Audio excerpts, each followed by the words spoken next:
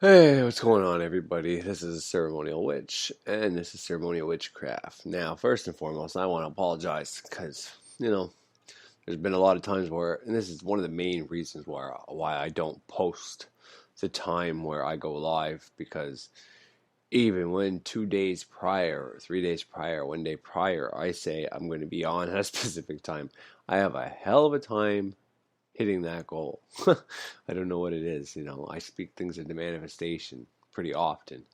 Yet, when I say, hey, I might be going live on this day, don't hold your breath, there's a good chance people check it out, and I very rarely hit that mark.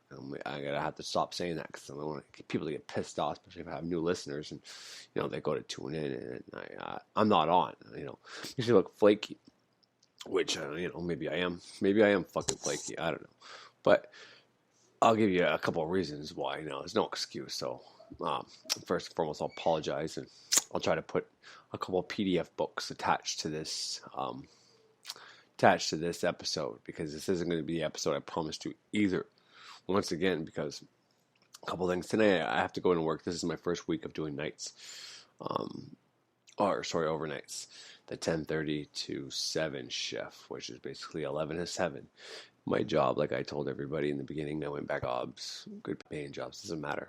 There's always the same issues.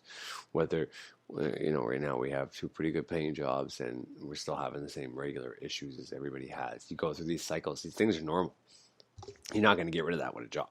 And, even if you do what all the gurus and YouTube people are telling you, because you go on there and you get, I don't know what you get, but personally I get, because of the material that I watch, I get a lot of those videos saying, I can't believe there's people still working this old way, going to a boss and making blah, blah, blah, blah, blah.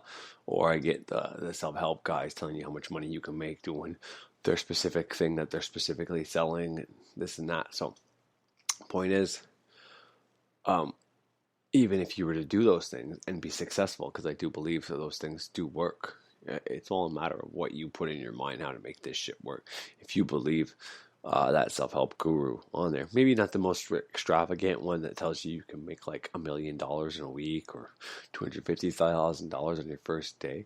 Now, certainly that can be a possibility for someone who has the means to do that. If someone who can invest 50 grand, well, yeah, they might be able to get a return of $250,000. But someone who doesn't invest shit can't make that.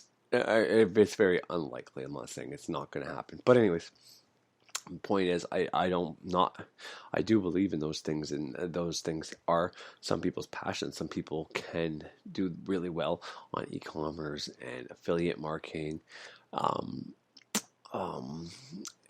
all the different ways you can either sell stuff or blog about things, or all those having your own store online, basically shit, and you're putting things on that you want other people to buy. And if they buy it off you, well, you go to the source that that you're actually advertising for, and you pick those things up, you get their money and you buy it off of them, and then you keep the profit, kind of thing, right? And you send it out, and those people end up sending it directly to them.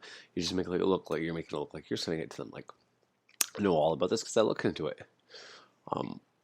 I've done a bit of it, so I know all about it. And it actually is a very quick way to make money if you do it right and you have the right people teaching you. And, a lot of it is numbers too. The more things you have, the more sites you have, the better advertising you have, the bigger and the more people that go to your site, the more hits it gets. All those things come into play for how many people are going to see yours. But anyways, so those things are real. I just went off on a little tangent on all that. But point is, even if you are successful at changing your job around, you're still going to have the same problems. Just like when I was manifesting my money, I still had the same problems. Plus, I had the fact that my wife didn't think I'd either be able to keep it up, let's say, because she had doubts. She didn't know if I was manifesting it or not, because whenever you make the money happen, you ask for a specific amount, a circumstance happens with that, right? Like I said before, I got let go from a job and I got 10 grand to go with it first time. Second time was my baby, because of all her ear problems, are all the ear infections she was getting, and the fact that she was a little bit behind on her speech. They thought maybe she had some kind of disability, and they couldn't give the disability a name yet, but they still ended up giving us a back pay from the time she was born until about 2 years old, which was about $7,000, and then my wife got another $3,000 for something else but related. I think it was for her baby bonus, because her baby bonus should have been more if they knew this was on there. So that ended up being the second $10,000, and the third $10,000. And the magical part about that is the fact that there actually is nothing wrong with my daughter. They thought there may be a disability, so they signed her up for the disability check like my other son has, because he has ADHD. And yeah, there's nothing there, so we stopped getting the money, unfortunately. But that's what makes the manifestation even more miraculous, because it's not like the harm-free thing or free from harm in your statement of intent. This is why it's important, right? I was just making statements saying, I want money. I want $10,000. So motive B, I'd probably get them a hell of a lot faster. But then my daughter might have actually had to deal or live with said, thing. You know what I mean? Said condition or whatever. And she doesn't. She's free from that fucking condition. They assume that. And when they said that, it irked me, because I knew there was absolutely nothing wrong with my daughter. People just learn at slower rates, and I know her birth chart, so I know why. And I know where her other strengths are, and she's absolutely amazing at so many other things. So that made it even more miraculous, the fact that there's actually nothing wrong with her. Sucks because we don't get to keep the money, but I'd rather have a daughter without those issues. And I'm not saying there's anything wrong with anybody with those issues, but you know what I mean? Just making a point that, she doesn't actually have any of those issues. So there's no reason for us to keep getting the money, but that just made it more likely to be a magical thing. Was our fucking income tax.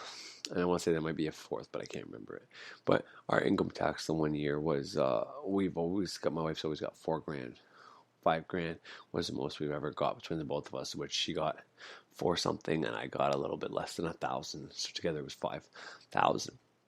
And last year we got, I don't know, almost $8,000 on income tax. And once again, there was some kind of back pay check thing that happened that was different from the last time. I think it was something to do with Owen. In fact, he has ADHD with the disability thing, and I think he ended up getting a back pay for something they fucked up or missed, or whatever the case was. And those two things added up to that. And this is around the time that I did, I did the manifestations for all these three things. Like I said, I'm pretty sure there's a fourth, but I cannot remember for the life of me what it was. But anyways, so all these things came with circumstances. And that being said, it's very easy for someone who doesn't believe in what I believe in, who doesn't know I did those things, and then, I'll go show her and say, look, see the date when I wrote this, see what happened.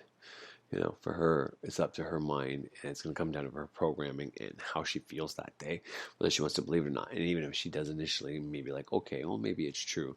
And as soon as bad things happen and I piss her off, well, she's not going to believe it anymore. So the point of all that is, if I try to fucking convince her that I'm doing this intentionally and it's me making this happen and all that, it's very unlikely she's going to believe it, because there's other circumstances happening that to her are like, well, no, we would have got this anyways, whether he did that or not. And there's no way to know that, yes or no.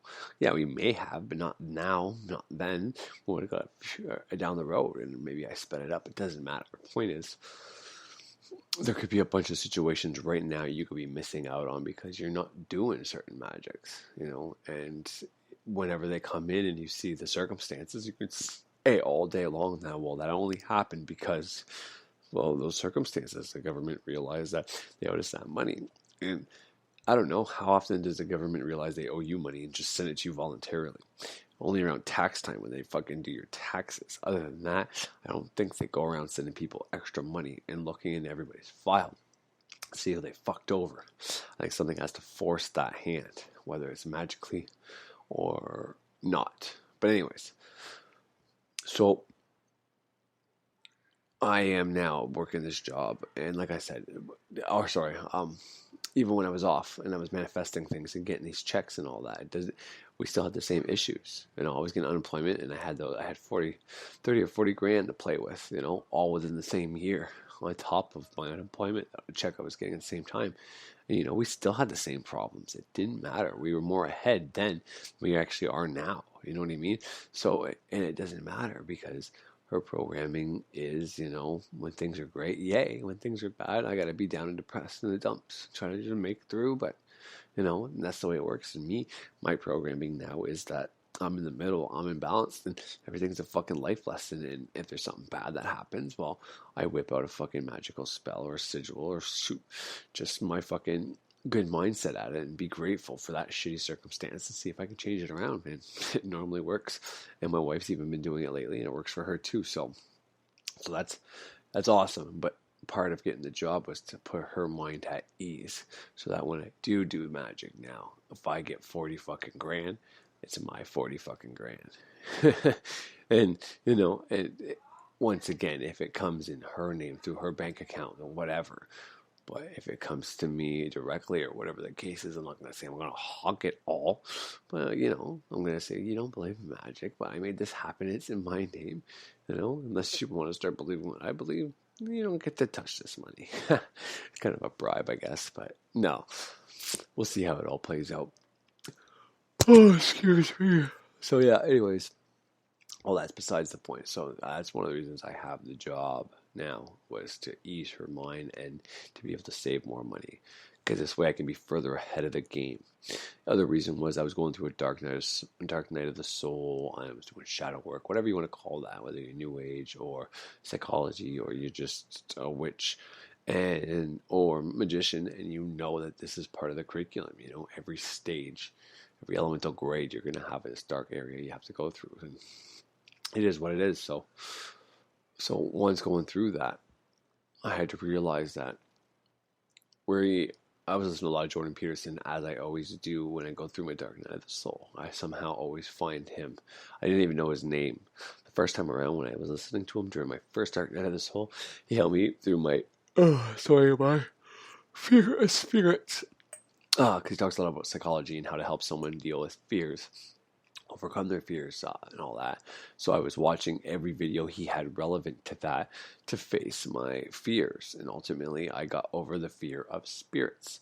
And because, like I said before, to have a fear of spirits, that's why I was mostly New Age, and I didn't want to even go near witchcraft or ceremonial magic, because of all the negative connotations, devil worshipping bullshit that I don't ever see now. But because I wouldn't even open it, and I would only open things that kept saying those things were there as a reason to keep me away from it. So I stayed away from it because I'm scared of spirits. So I dove headfirst into the New Age spirituality, because it's very love and light, and even thinks the demons aren't bad and shit like that. So, but yeah, it's something I had to deal with, because I started getting more and more interested in alchemy and magic and witchcraft and planetary magic and tarot and obviously astrology, and I had to just come to terms with it. And I was getting very intense sleep paralysis with dark figures. I saw one last night.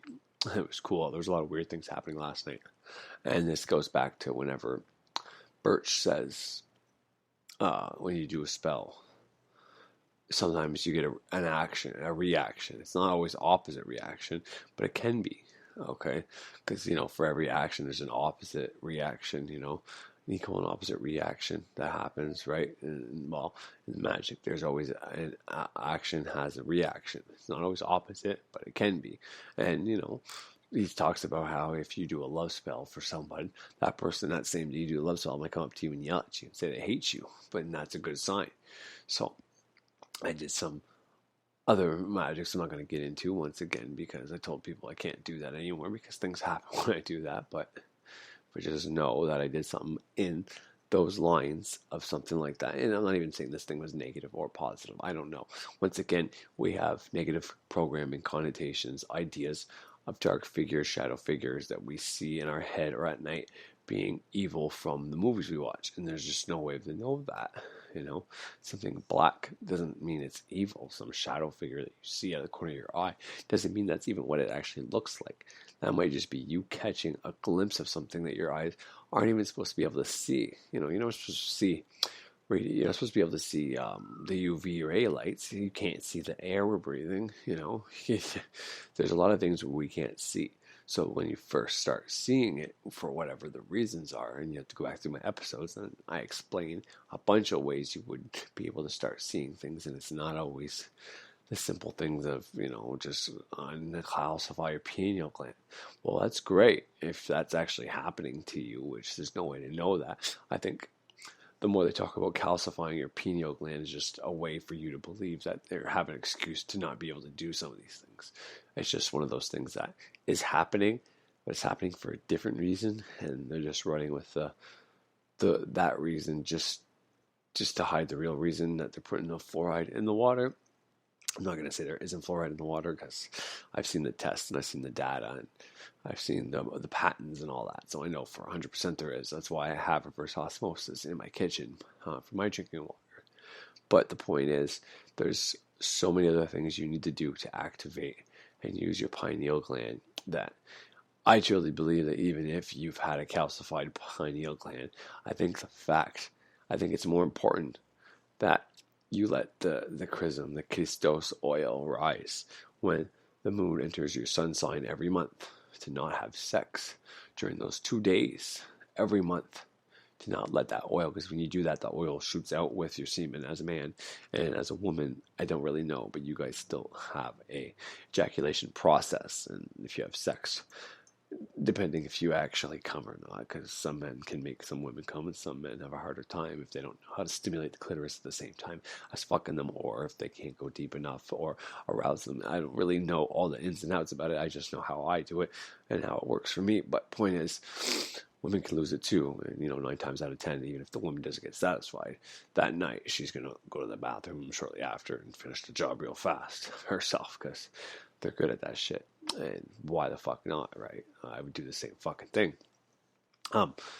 But point is, when you do that during those 2 days, that oil doesn't rise. And that oil, from the pituitary gland to the pineal gland, it connects something and it lights it up like a fucking firework up in your head. And the more you do that, the further along your pineal gets. So on top of trying to reduce your fluoride intake via a toothpaste and via the water with fluoride in it, and keep in mind, if you have small children or babies, the fluoride in the toothpaste isn't good to ingest whatsoever. I'm not saying that.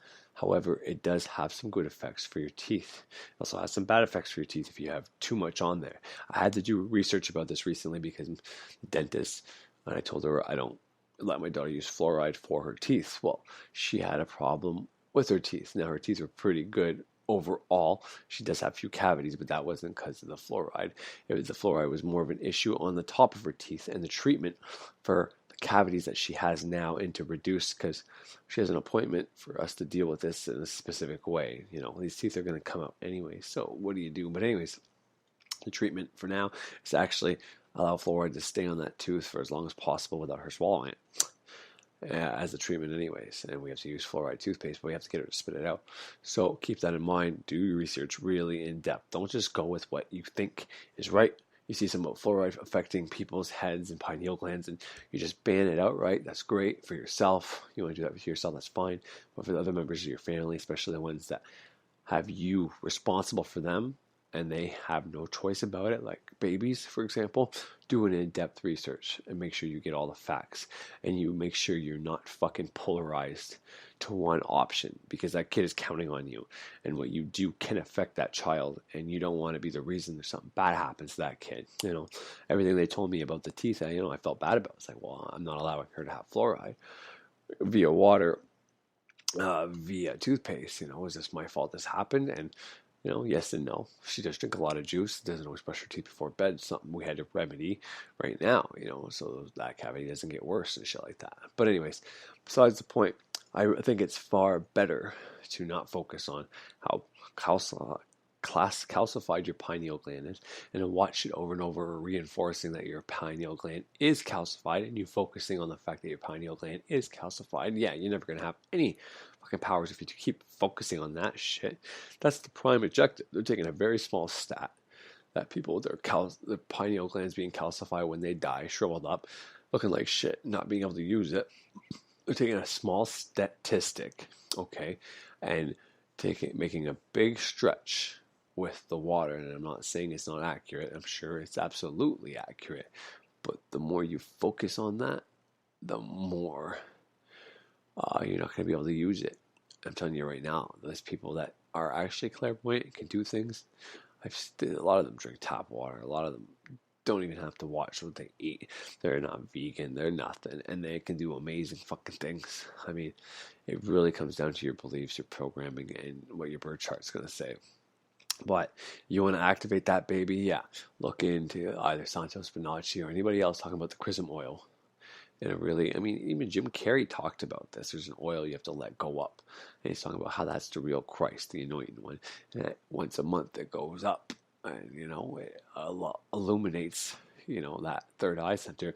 And what I realize, anyways, this is real for me, but what I realize is every month that I'm able to abstain from sex for those 2 days, that pineal gland, the things I'm be able to do, because once again, things are subtle, right? Things are subtle. When I have these visions that end up coming true, when I see these things that end up coming true, when I have intuition, gut feelings, or a load of information coming to me, it happens in like a normal setting. It isn't this like miraculous event that happens and everything gets like the Matrix where Neo's seeing all the fucking green everywhere. It's not like that, and it's not like how you would assume a miracle would happen or having this overwhelming understanding and knowing. You do get these feelings like that, but they happen subtly and you're in the moment. And as you're in the moment, you don't notice it until you stop and you're like, wait a minute, what the fuck just happened? And then you lose it because your conscious mind is just, but you're able to have your subconscious mind just come through there and do what it has to do. You're able to do that. And I believe it's a combination of, being in a trance or, connecting your subconscious mind plus doing the proper procedures to use your pineal gland. And one of the proper procedures to use your pineal gland is letting that oil come up every month when the moon enters your sun sign. And you would say, well, why does the moon entering my sun sign have anything to do with this shit? What is the moon? Your subconscious mind. What is your sun? Your conscious mind. So what is the moon? Well, it's attached to your sacral, isn't it? It all actually comes from your solar plexus. It starts in your solar plexus and it goes down. So solar, sun, right? And then it goes down to your sacral. And this is when those 2 days start happening. When it comes down, as soon as your sun enters, as soon as the sun enters the moon, or as soon as the moon enters your sun sign, that's when your solar plexus releases that oil. Or this is how I understand it anyways. And I'm not saying it's completely accurate because it's been a while and I haven't looked this up before this episode, so I don't know. But that goes down. And, within the first, I don't know how long it takes. Maybe it's the first day that it goes down. But either way, I know they tell you not to do anything during those because you don't know when it's going to be specifically there. You may be able to have sex during some point first day when it first happens because that's when it gets released. But it doesn't take long for things to go down. It takes longer for things to go up because even inside your body there is probably gravitational pull and shit like that. Not as intense as probably outside of us, but as within, so without, right? As above, so below. So it won't take as long for things to go down. So during that first day, as it goes down there, and it probably has a hard time when it first starts coming up, right? Once you start going up, you're building the momentum up, then, you become more unstoppable, and it's, that works for anything, but the hardest part is always starting to go up, right? Start to lift that weight up, and then start walking with it, and then, you kind of, if you can use your mind correctly, you can do whatever you want. But anyways, off topic. So that's why they say that, but so your sun, the moon is, your moon tells your sun to release that oil.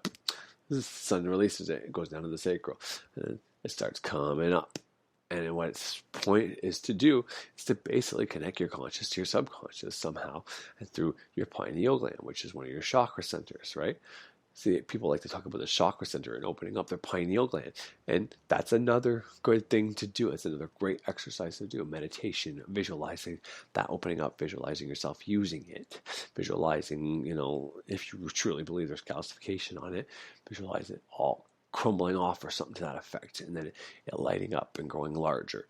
But understand, knowing a little bit about maybe what's inside of it might help you out a little bit more. It doesn't matter.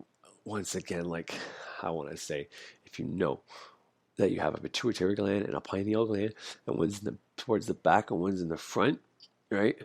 Then that's going to be more helpful, because both of those are necessary for your pineal to work, or the pituitary has to do something for the pineal to light up.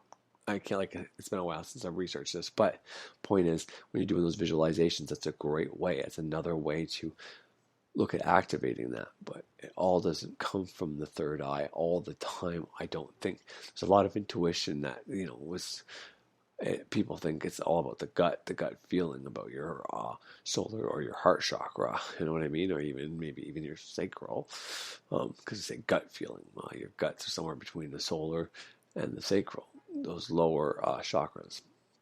But anyway, so these processes are just as important as not drinking the water. But when you do all three, and you're conscious of all three, and you're not constantly thinking, how long is it going to take? How long is it going to take? And you're like, you do all three of these things. And then when you do think about using your third eye, you're like, oh, God, I'm so grateful my third eye is activated.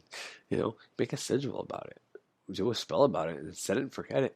And then boom, you're going to have no choice but for your third eye to activate. But be prepared. This is why I did my first dark night of the soul.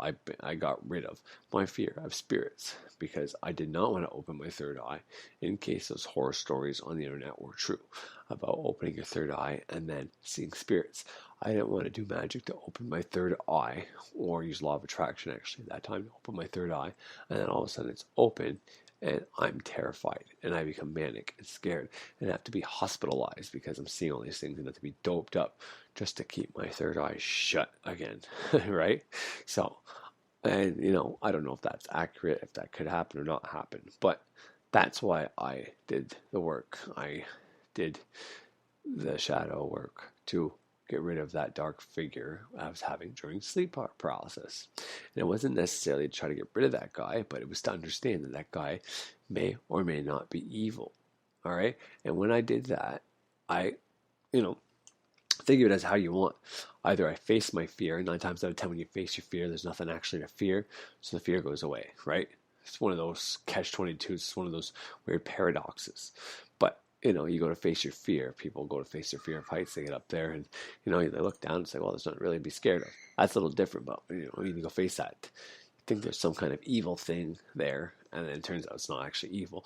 Did I raise my frequency so I wasn't in a low vibration? Because there are low vibrational entities that could maybe look like that or do bad things. So low vibrational things are more of a negative polarity, I want to say, or people think that way anyways, and those things want you to remain in a low vibrational frequency. So because I was working on getting rid of my fear, and I realized that there's not the fear, that's probably actually a love and light being, that I removed myself from that lower frequency in that state, and I haven't ever went back. So that's why I don't see it anymore. Maybe it's because when I went to realize that thing isn't scary and it can't hurt me, that it just didn't bother fucking with me. I don't know.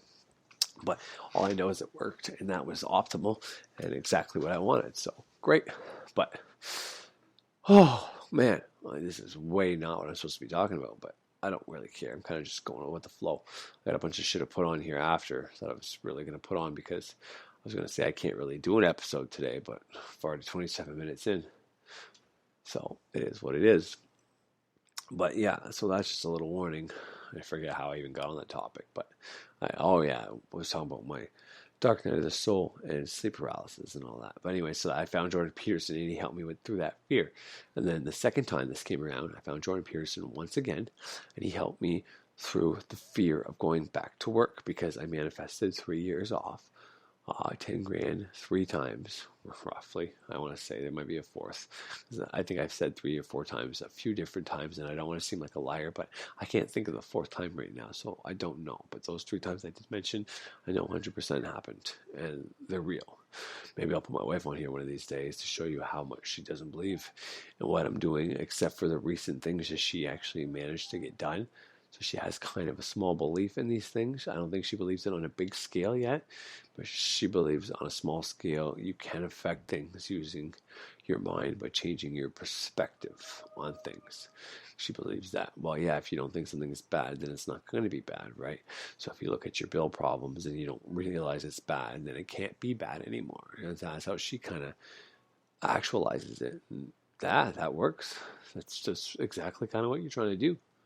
If you don't think something's bad, then it can't be bad anymore. So it can't affect you in a bad way. That's pretty black and white. But anyways, so the second time I had this fear going back to work for many reasons. One, I didn't want to leave my baby alone. I was very attached to my daughter. I didn't want to leave her alone.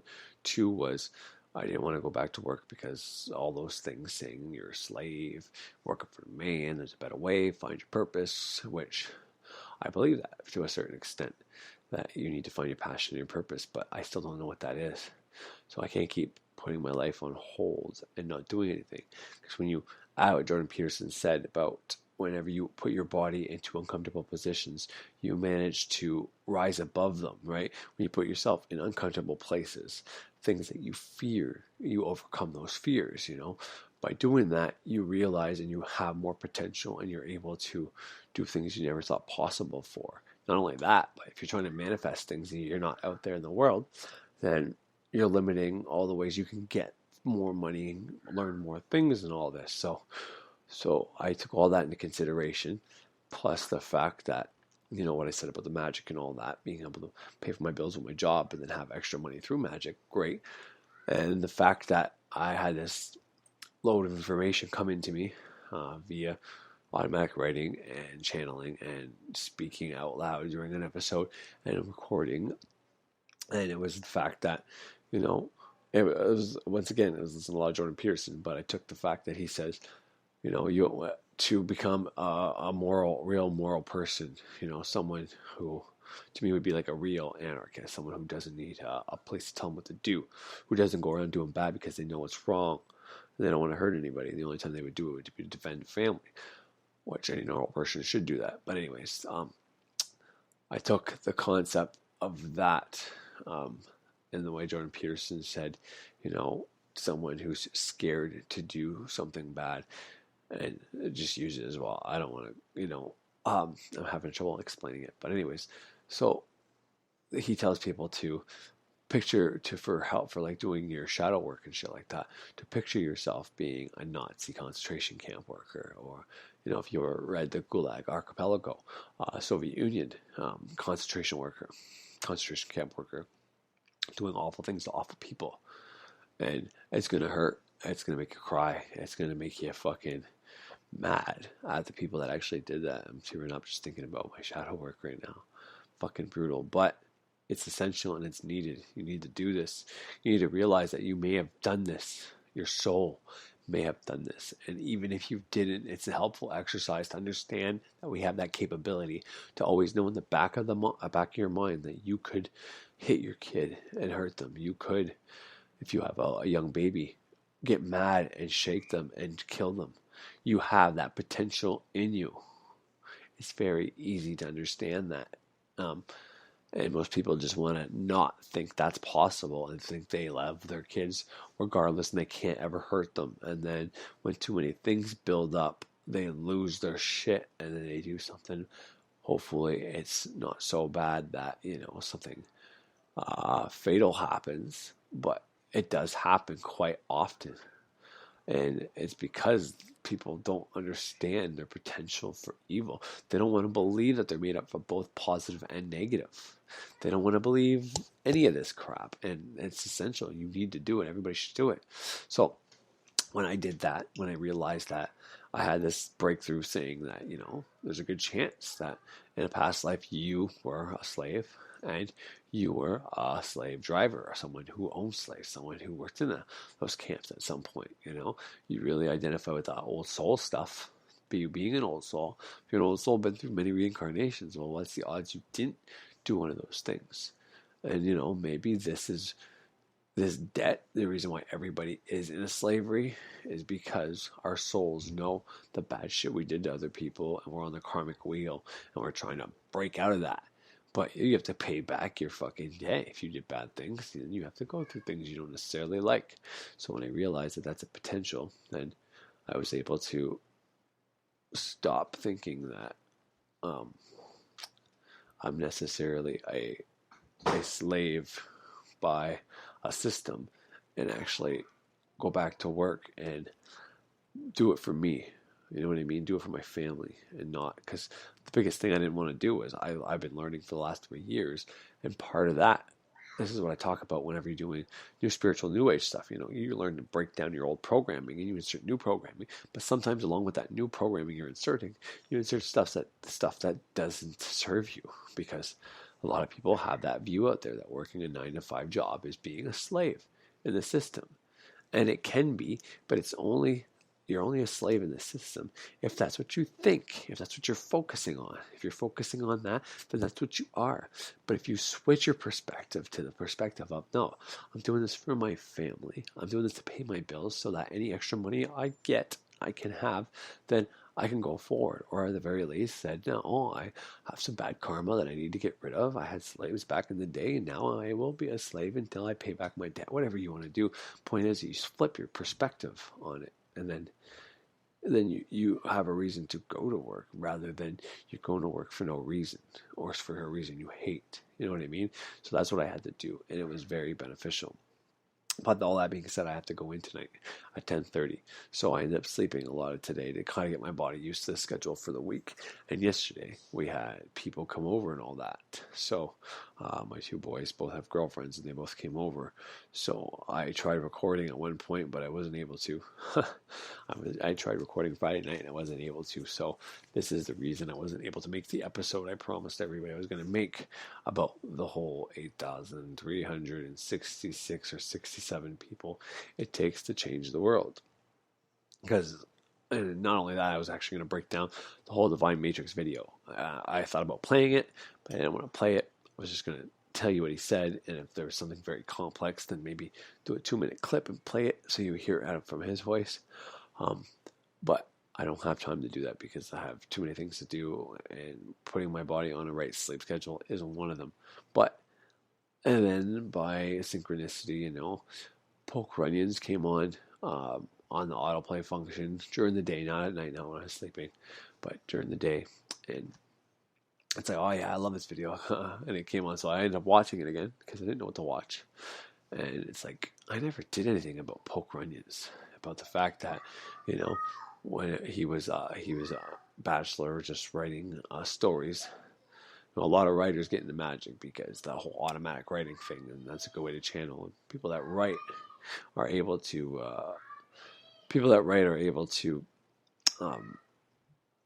it makes them powerful. Writing makes you powerful. Writing makes you very smart and articulate and knowledgeable. It's amazing what writing can accomplish. But, he was misdiagnosed with a fucking ulcer. And, back then he says he thought it was a psychosomatic or psychic disease, meaning, an ulcer was something that your mind makes whenever you're stressed or something like that. So that's what he kind of means by that.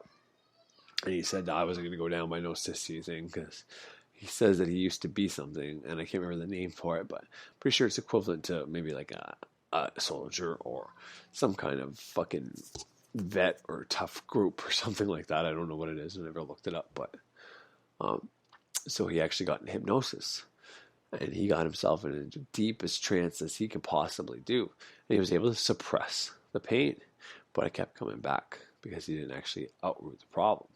He used hypnosis to get rid of the problem. He was using hypnosis to get rid of the pain. But if you don't get rid of the problem, you can get rid of the pain only while you're under. But then they realized that it was his gallbladder instead of actual ulcer. But during that time, he started diving into the grimoires and And talking about, you hear about the demons, King Solomon putting the demons in the brass vessel, but in the old books it talks about the 72 nights.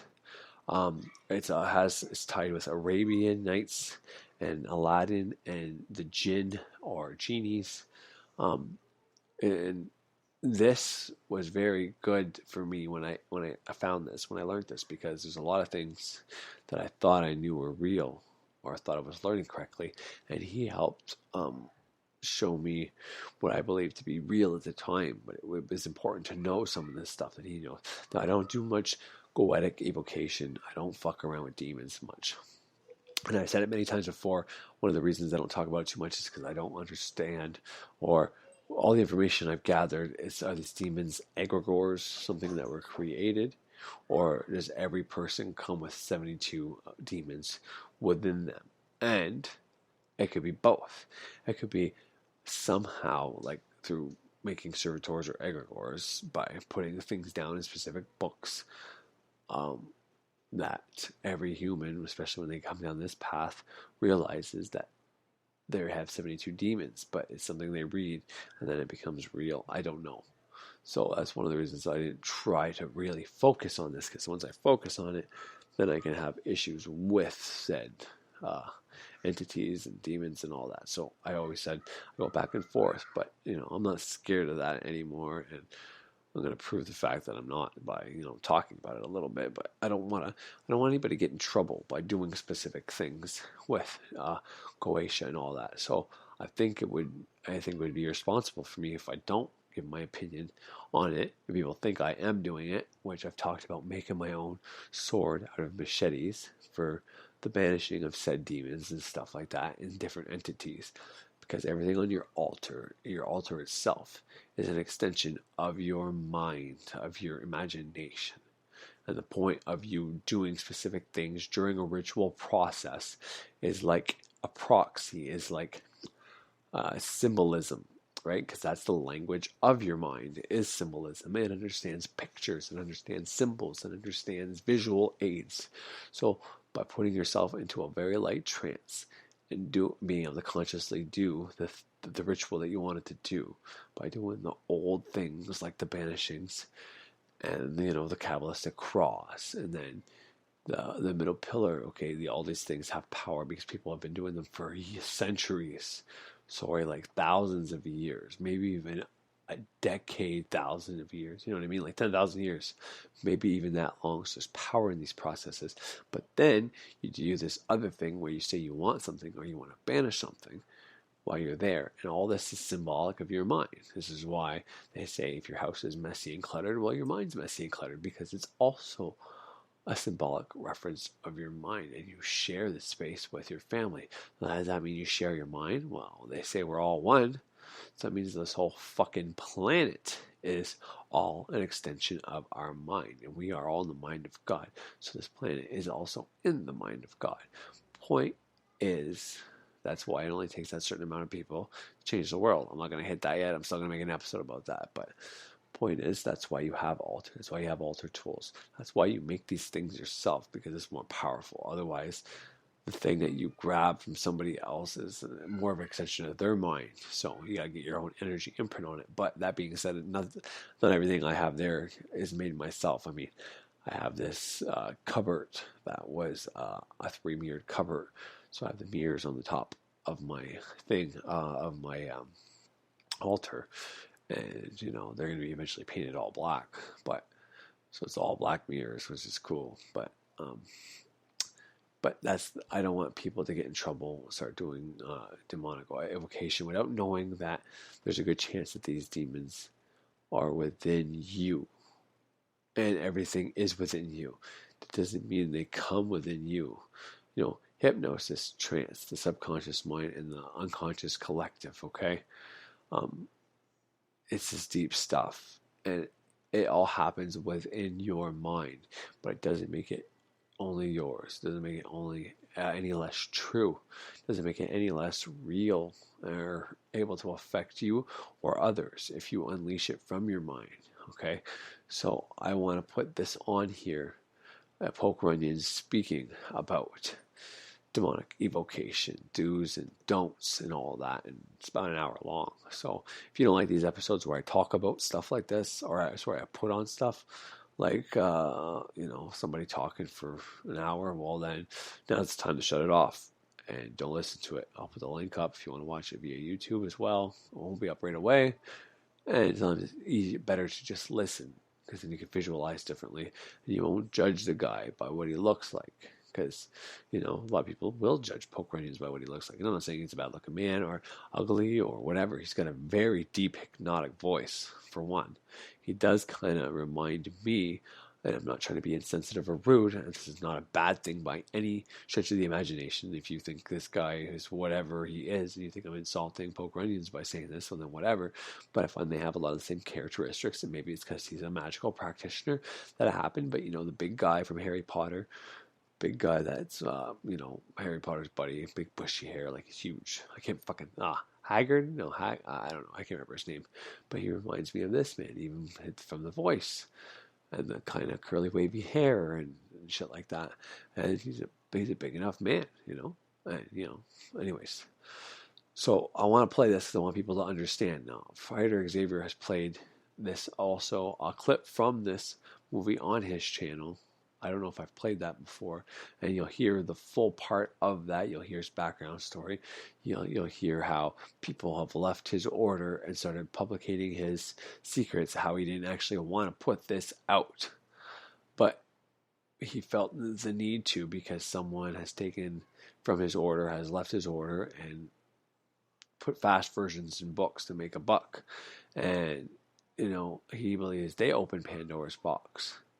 And people are going to keep opening Pandora's box if they keep doing the stupid version of what he helped create. Now, all this stuff he's doing is not something he created, but he reinvented some of the techniques. And I've looked into this, and I'm pretty sure it's accurate that he did he revived this stuff, is the right word.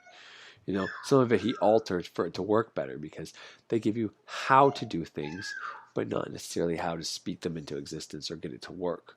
So he figured out those equations and combinations. But people left his order and started writing books, and he doesn't say who. And people started doing the shortcut ways of getting some of these results, or doing their systems. And so he felt the need to tell people the right way to do it, and take that for what you think it is. But so that's what I'm about to play on here. I hope you enjoy it. I don't think I'll be back on, but you never know. There's a better chance when I say I'm not going to be back on than I actually will be back on than when I say I'll come and dissect this, or I'm going to be on in a couple of days, and I don't show up. So once again, I'm very sorry. And what I'm going to do now is try to find some books that are relevant that people may want that I haven't put on any of my episodes. And for anybody who's just tuning in, if you check out the descriptions of my latest episodes. Now, if you go back to at least the last 20 episodes, I want to say maybe even 25, not every single one of them, but there's a lot of them that will have a lot of books. A lot of them will have a lot of videos, but they'll have a lot of books, like Kabbalah, the Great Work of Transformation.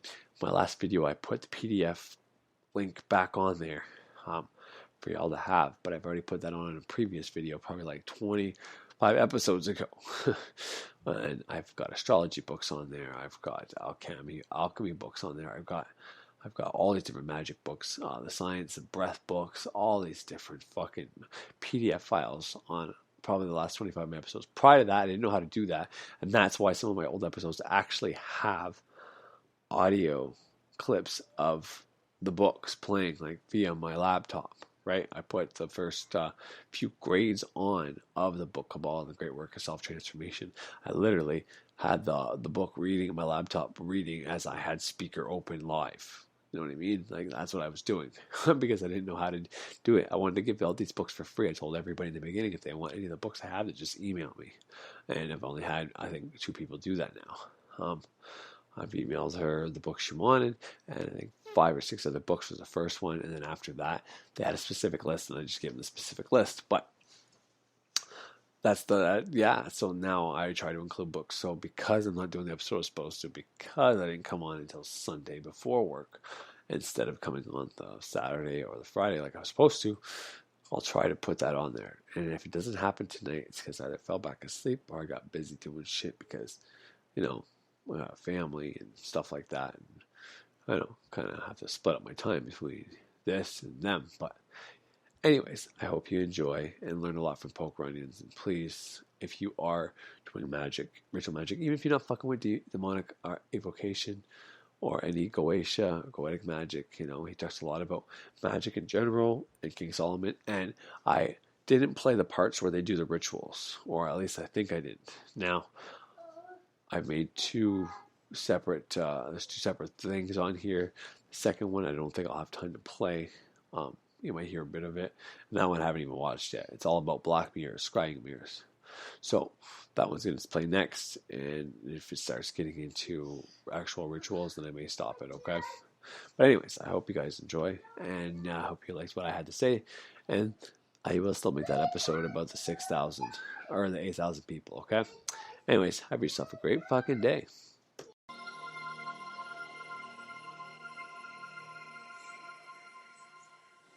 These be the 72 mighty kings and princes which King Solomon commanded into a vessel of brass, together with their legions. And it is to be noted that Solomon did this because of their pride. And when he had thus bound them up and sealed the vessel, he, by divine power, did hurl them into the depths of a lake in Babylon.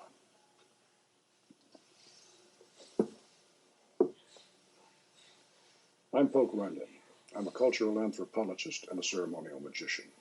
For the past 25 years, I've been studying and practicing our own culture's unique and powerful form of shamanism, while other anthropologists have completely ignored it. I've been fortunate enough to rediscover and reconstruct the actual techniques of ancient Western ceremonial magic.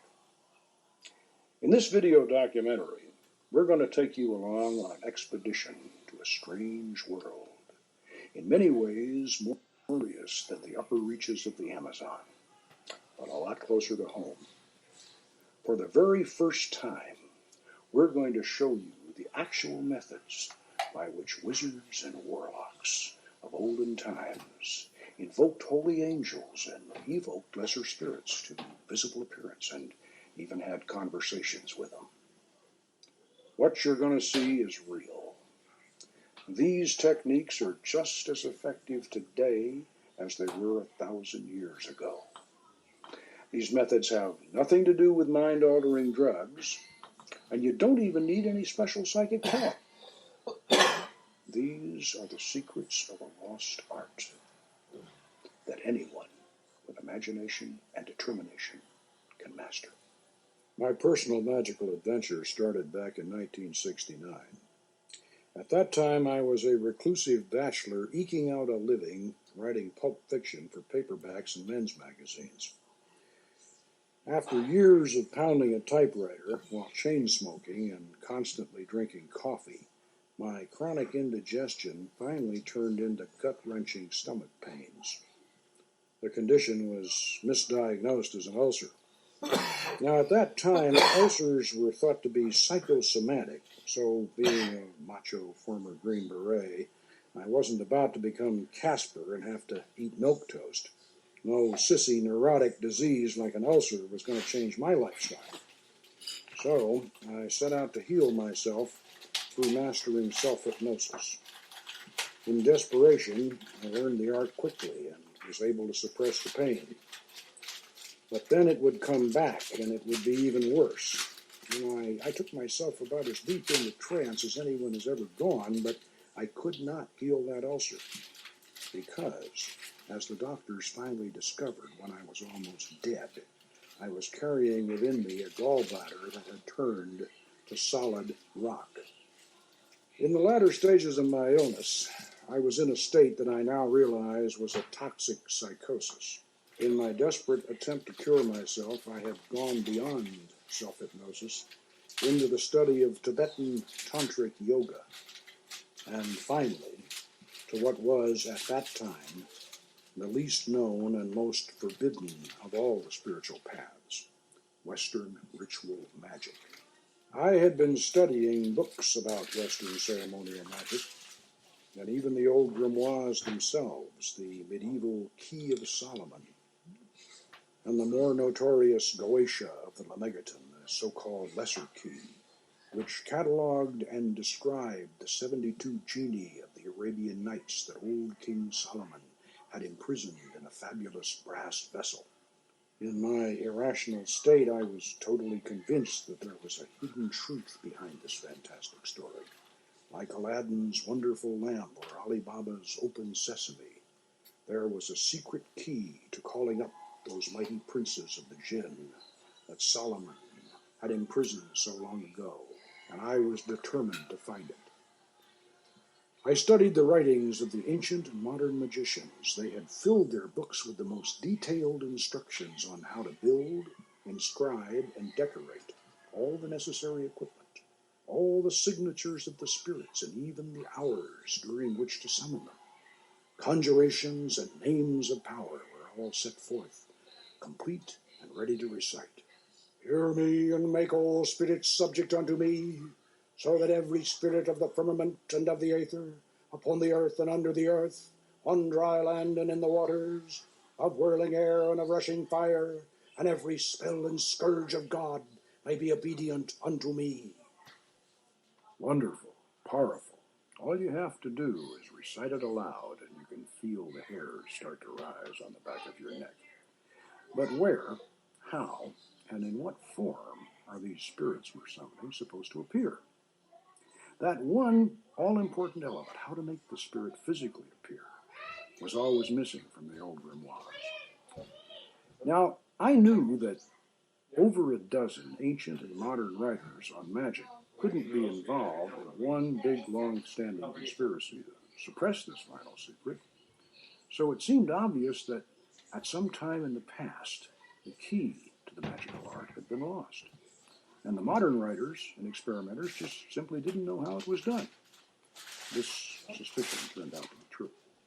Turn of the last century, the famous, or if you prefer infamous, magician, Aleister Crowley, had tried to conjure one of the Lemegeton's Goetia demons out of incense smoke. And, not surprisingly, he had very little success after a great deal of effort. This did not surprise me. Trying to form an image or commanding a spirit to produce an image out of curling, twisting smoke was more of an experiment in telekinesis than a vision from beyond. Aleister Crowley did not possess the secret technique, but he certainly understood the philosophy. He stated clearly in his 1904 edition of the Goetia of the Lemegeton that the spirits of Solomon's brass vessel are portions of the human brain. Even though I might have been temporarily insane at the time, I had lost none of my intellect. I knew that magical visions were certainly hypnotic. In this respect, Crowley had been absolutely right. Solomon's genii would not come forth from caverns beneath the earth. They would rise out of the nether reaches of the deep mind. I noticed that the sigils of the Lemegeton's Goetia spirits were very similar to the vevés of Caribbean voodoo. I had done extensive research on voodoo for one of my adventure novels published in 1967. I knew the voodoo trance, wherein the participant becomes possessed by the spirit, was known to be hypnotic. The focal point of these ceremonies was the veve of the Ogun, drawn on the ground and illuminated by candles. Somehow, this symbolic signature helped to bring forth the vision. At this point, your high school science teacher might be saying, well, if all this magic is only in the mind, weren't those old wizards and even modern magicians like that Crowley fellow just using their imagination? Yes, they certainly were. But the human imagination, inspired by its divine creator, is the most powerful force in the universe. A river of hopes and dreams that bears us all along on its flowing course, from the beginning to the end of time, from planet Earth out to the farthest star. Let us recall a few lines from the greatest of the Romantic poets, William Wordsworth. Of shouting angels in the imperial thrones, I pass them unalarmed. Not chaos, not the darkest pit of lowest Erebus, or aught of blinder vacancies scooped out by help of dreams, can breed such fear and awe as fall upon us when we look into our minds, into the mind of man.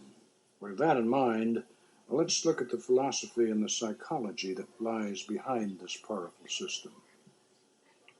To begin with, we should not make the mistake of thinking that those old magicians were credulous and naive enough to believe that they could physically manifest the kind of heavenly glories and hellish horrors that Bosch and Blake depicted. These artists, like the Hollywood movie makers of today, symbolize the subtle power of magic with intense and sometimes lurid physical images. In magical operations, the roof does not fly off as choirs of angels descend in blinding rays of light, nor does the floor crack open to disgorge a horde of fire-breathing demons. The actual effects of magic are very powerful, but they are also subtle and subjective. As Cornelius Agrippa, one of the greatest of the Renaissance magicians, explained, there is another meaning than what is writ in the bare letters about this magical art. We must not look for the principle of these grand operations outside of ourselves. It is that internal spirit within us which can very well perform whatsoever the monstrous mathematicians, the prodigious magicians, the wonderful alchemists, and the bewitching necromancers can effect. Heinrich Cornelius Agrippa was certainly an honored philosopher and magus, but we should remember that King Solomon was considered to have been the wisest man who ever lived. The wisdom of Solomon was proverbial. Therefore, we should not be surprised to discover that Solomon's art of magic was actually an ancient system of psychology. But before we assume that the spirits of our brass vessel are merely a collection of private individual fantasies and yearnings, we must remember that the ancient philosopher known as Hermes Trismegistus, called thrice greatest Hermes, declared in his famous emerald tablet, "True it is, without falsehood, certain and most true, that that which is above is like to that which is below, and that which is below is like to that which is above, to accomplish the miracles of one thing." Based upon this profound revelation, the magi of classical times, the later medieval sorcerers, and the Renaissance magicians believed that the human mind was a miniature functioning model of the vast universe itself. The greater universe could be manipulated by magical operations within the personal sphere. Hermes Trismegistus had even gone so far as to suggest that in days of old men had created their own lesser gods. An ancient, outmoded, superstitious belief, your high school science teacher might say. Well, ancient, yes, but hardly obsolete. After 2,000 years, this strange statement by the original founder of Hermetic philosophy was finally explained in modern terms by the eminent psychologist Carl Gustav Jung. In the 1920s, Jung presented his revolutionary theory that beneath and beyond the personal subconscious mind, there flowed a vast, deep sea of dream images and forgotten lore. He referred to this as the collective unconscious. This mysterious psychic ocean was not the exclusive property of any individual human being. It was a dimension shared by all of us. Here one might discover the great archetypes of mythology, the heroes, the beautiful courtesans, the martyred saints, and the monstrous villains of our past. Here were the mysterious man-created gods, which Hermes Trismegistus had written about so long ago. And here were the demons of King Solomon's brass vessel. Jung's famous colleague, Sigmund Freud, was quick to realize the significance of what Jung had discovered, or rediscovered, and Freud was horrified by it. "Carl," he whispered, "you must not present this theory to the public, for if you do, you will release a black flood of occultism." But it would take more than Carl Jung's archetype and collective unconscious theories to release this flood of occultism that Freud feared. Theories by themselves do not produce results. The man still depends today, as he did thousands of years ago, on methods and techniques. Since time immemorial, magicians have placed themselves and others into states of trance, during which visions and oracles were received.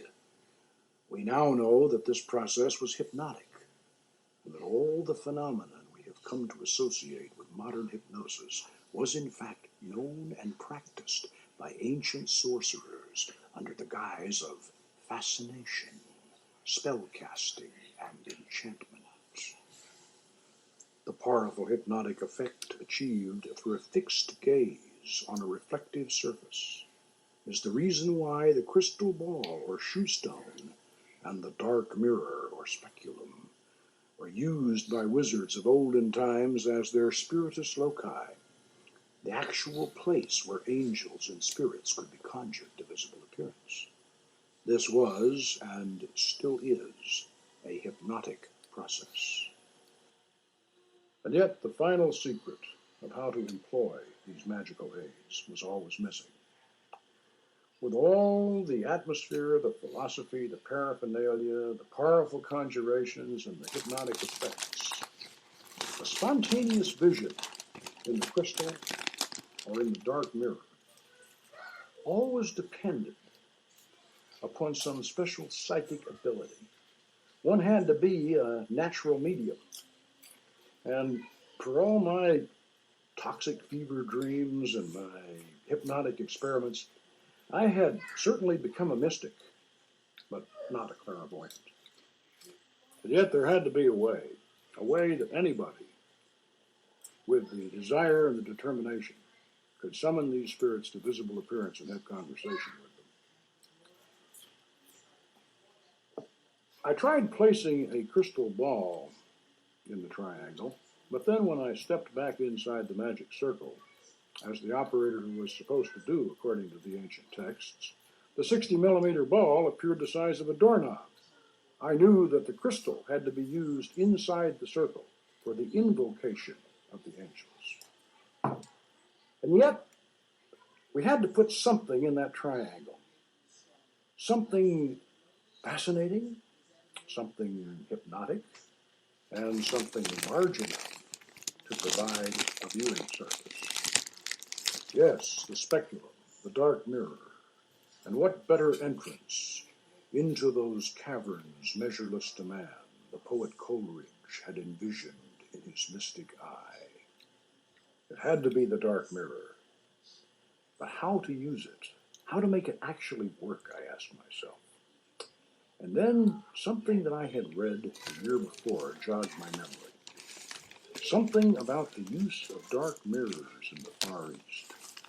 The final clue had been sitting on my bookshelf all the time. The book was called Tantra, the Yoga of Sex by Omar Garrison. In this work, the author described an ancient Oriental method of invoking the images of previous incarnations from the reflection of one's own face in a dark mirror flanked by candles. As I reread this section in Garrison's book, I felt a shiver of excitement. I was experiencing the same thrill that an archaeologist must feel as he brushes away the sand and looks down at the unbroken seal of an ancient royal tomb. I tried Garrison's experiment, and I found that it worked with remarkable effectiveness. If one stares in a darkened room into a mirror flanked by candles, after several minutes, a strange phenomenon will almost always occur. The familiar reflection will fade out, the mirror will go black, and then When the image returns, it will be the face of someone or something else. This experience is usually accompanied by a profound sense of an otherworldly presence. It was obvious that this phenomenon must have been discovered a long time before any concept of reincarnation. It probably went back as far as the Paleolithic, when Stone Age people stared fascinated at their reflections in dark, still pools of water, seeing the strange transformation occur and being convinced that they were in the presence of their gods. I suspected that in a ritual setting using traditional conjurations and symbols, specific spirits and even ancient gods and goddesses might be summoned from the other side. This might well be the hidden meaning behind that strange passage in the Bible that reads, God fashioned man in his own image. I command thee by the Tetragrammaton, Amashao, by which the elements are overturned, the air is sundered, the fire is generated, the earth moves, the sea rolls back, and all the host of things celestial, of things terrestrial, of things infernal, do tremble and are confounded together. Come, appear before this circle, within that triangle, in fair and human form, without horror or deformity and without delay. Come from whatever part of the world thou art and answer my questions. Come presently, come visibly, come affably and manifest that which I desire, being summoned by the true and living God. Ilium. I command thee by the particular king who rules over thee, the mighty Amaymon, and by the power of the archangel Raphael, I command thee, appear before me, and speak unto me in a clear, intelligible voice in my mother tongue, free from ambiguity and guile. Come in the name of Adonai Zebaoth. Come, why dost thou tarry? Adonai Shaddai, King of kings, commands thee. I've not been dead, but only sleeping, hardly longer than a wink. I'll be up and rolling thunder once I have another drink.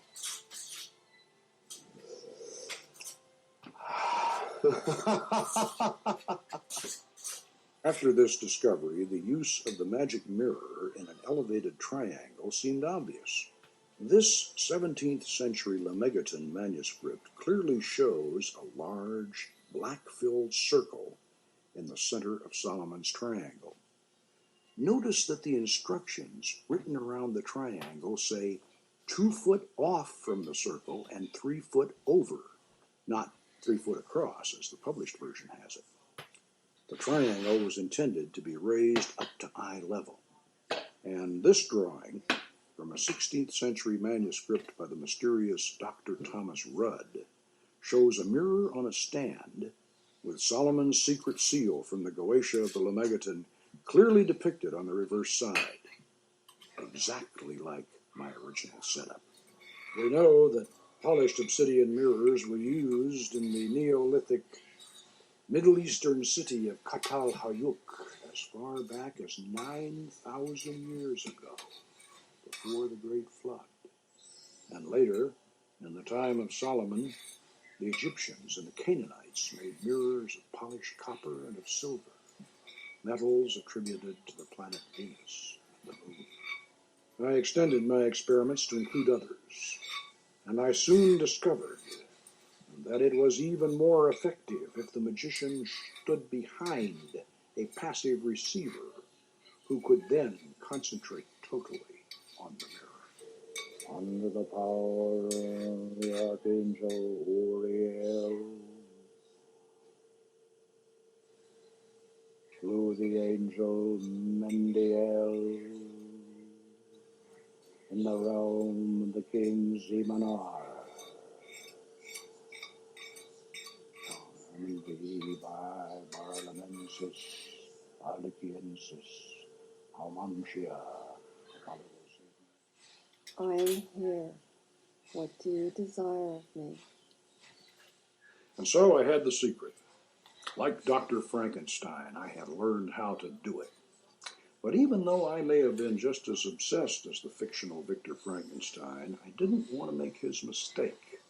Before I opened the brass vessel and released these spirits into the world again, I wanted to fully understand the philosophical and spiritual significance of a system that had been such a closely guarded secret for so many thousands of years. I had to ask myself, was it possible that there were slumbering demons in our past that, as the late Howard Phillips Lovecraft had suggested, might better be left unawakened? How had the beautiful goddess Astarte and her handsome consort, Prince Baal, the thunder god, been transformed into demons in the medieval books of black magic? Well, I found the answers to these questions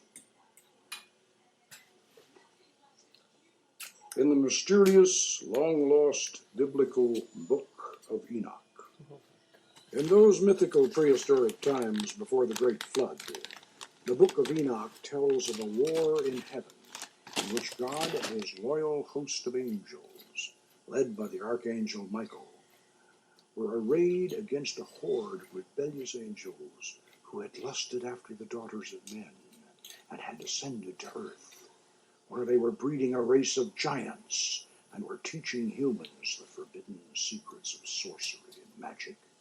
The Book of Enoch goes on to relate that the four great archangels, Michael, Raphael, Gabriel, and Uriel, came down and imprisoned these fallen angels at the four corners of the earth, where they became known as the Watchers. Jewish, Christian, and Islamic theologies retained the traditional loyal angels of heaven, especially those four great beings who rule the quarters of the universe, Raphael, Michael, Gabriel, and Uriel. But they had no place for the gods and goddesses of the ancient pagan religions they had conquered. And so the rabbis, the priests, and the imams practiced a sleight of hand trick and reclassified the homeless but not forgotten pagan deities as those same fallen angels who were already chained in deep pits at the ends of the earth. Thus, their greatest rival, the Canaanite thunder god, Prince Baal, became the demon Baal, first among the ranks of the fallen, who was said to appear as a cat, a toad, or a man, or all three at once, and to grant the power of invisibility. Prince Baal's beautiful consort, the goddess Astarte, queen of heaven and mistress of the temple of love, was transformed into the demon Astaroth, described as a hurtful angel with bad breath, but who, when summoned, would reveal the true history of the fallen angel, and she certainly has fulfilled that promise. This prehistoric myth of the fallen angels laid the foundation for a Middle Eastern legend about the biblical King Solomon, who was said to have been the greatest magician of ancient times. According to our legend, Solomon, armed with the power of God's holy angels, bound and sealed those 72 rebellious spirits, or genii, into the brass vessel, from which he called them forth to do his bidding, even to assist him in building the great and holy temple at Jerusalem. But can our fantastic legend have any truth behind it? Are we really seeing these ancient gods and goddesses who became the fallen angels in the dark mirror in our magic triangle? Are the strange voices that speak through our lips during the magical channeling process really coming from these deities and demons of the dim past?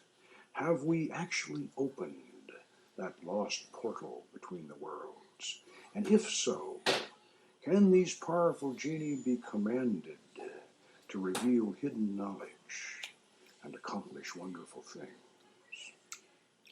Well, the only way you're going to know for certain is to look into the dark mirror yourself. But I warn you, unless you take Solomon's magic very seriously, you should have nothing to do with these experiments. This ancient art is not a party game or a Halloween prank. There is no place in the magic circle for the dabbler or the thrill seeker. Every aspect of this system, spiritual, psychological, and technical, must be thoroughly understood before these experiments are undertaken. Like knights of olden times, magicians must be trained, armed, and armored before they go on a quest into the spirit realm. First, you should know that the magic circle is your philosophical fortress when you open the gateway between the worlds. It represents the perfect circle of the vast universe and the unbroken boundary of your own being, which are one and the same when you practice Solomon's art. As above, so below. As within, so without. You should know that even back in ancient times, the triangle represented the philosophical first plane of manifestation. It acts as a cage, containing and restraining the spirits you evoke. For the moment, let us imagine that we are participating in the original act of creation.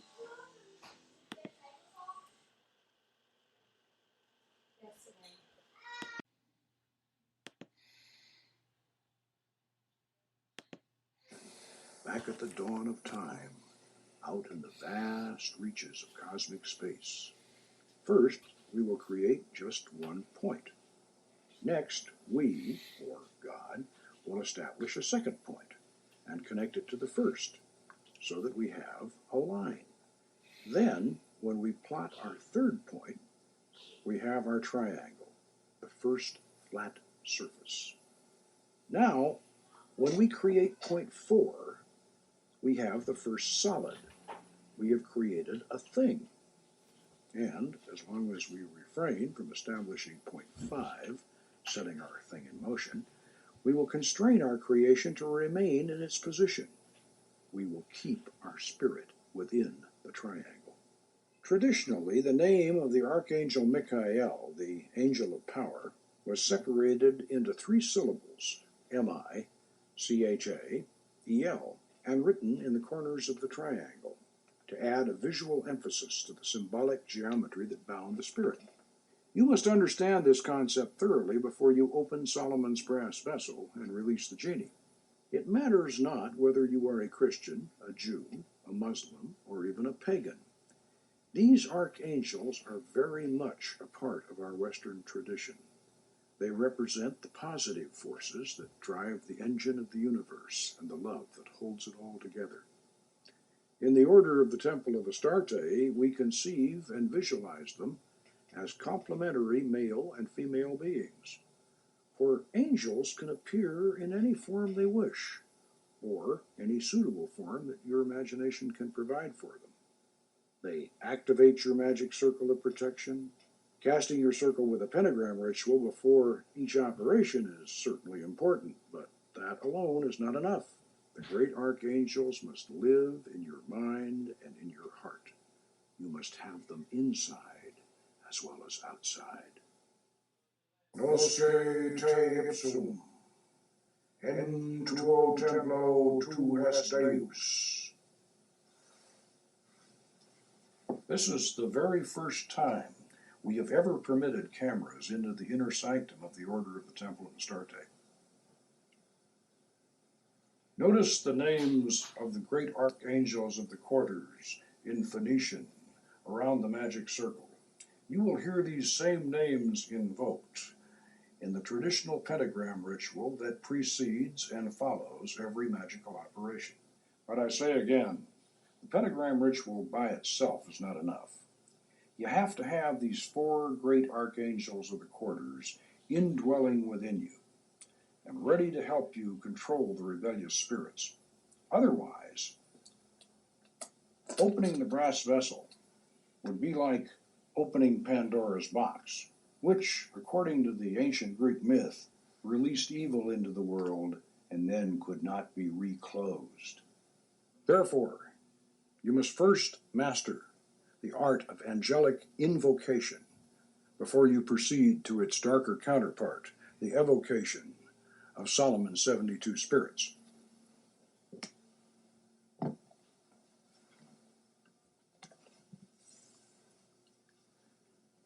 Along with the secret of the mirror in the triangle, the other crucially important element missing from the Goetia was the fact that the 72 spirits of the brass vessel had 72 direct counterparts in the holy angels of the Shemham Farash, or extended name of God.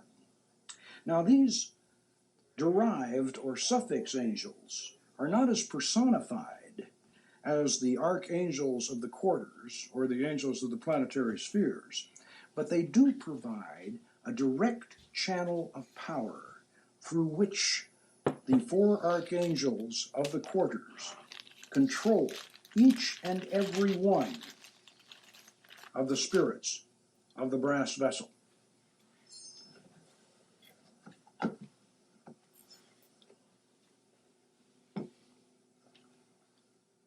Unless this concept is understood and integrated into your goetic operations, you are on spiritually dangerous ground. These Shemham Farash angels even have their own sigils, and there is a short invocation for each one of them. The careful operator should use both. And before anyone in the Order of the Temple of Astarte is allowed to participate in goetic operations, we insist that they experience a series of 4 archangelic invocations. So how do we invoke the archangels? Well, there's another book in the Lemegeton Compendium that probably should have been published with the Goetia. It's called the Almadel of Solomon, and gives us a very effective method for invoking, and by that I mean calling down the angels. The original Almadel was a tabletop device made entirely of wax. This was an ingenious design.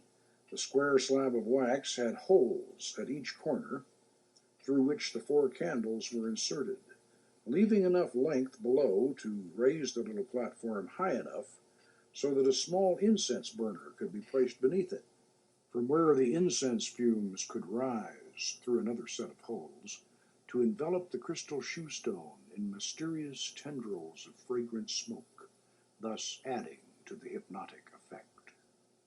As with the Goetia, the secrets of the Almadel were not clearly explained in the Lemegeton. I had to use equal measures of scholarship and inspiration to reconstruct and fine-tune the system. But the effort was certainly worth the trouble, because the Almadel angels control the Goetia spirits. I know that statement may be surprising to some magical scholars who never look beyond, to quote Cornelius Agrippa again, what is writ in the bare letters. The Almadel's angels are not arranged in an ascending hierarchy.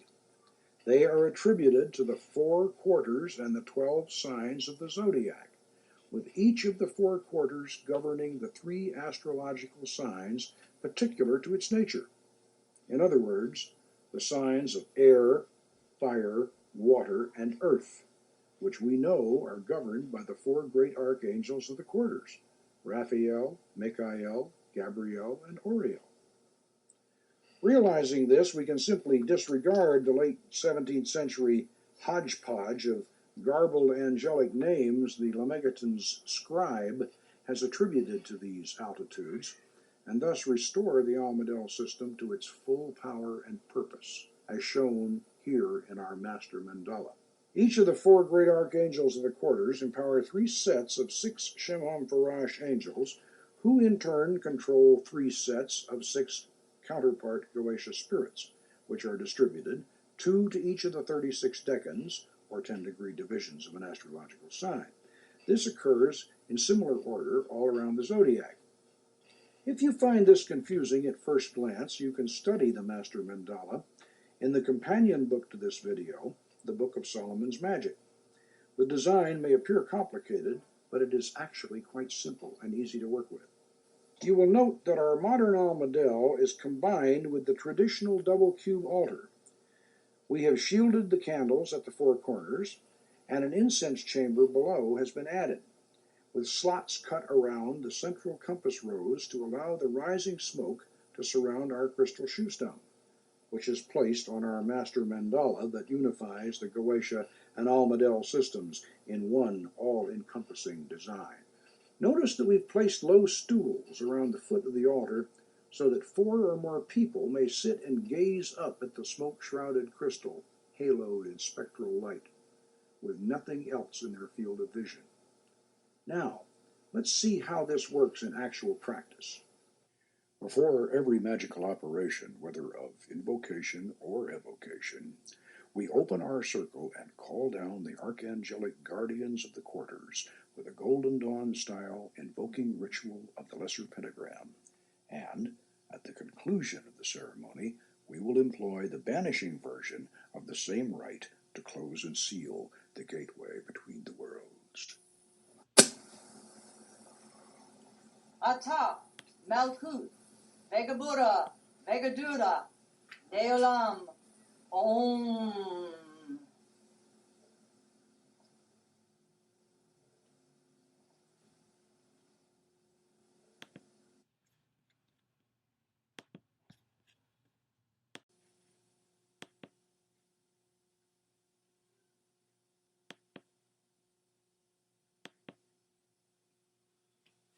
There are a few things I should mention about the ceremony you've just seen.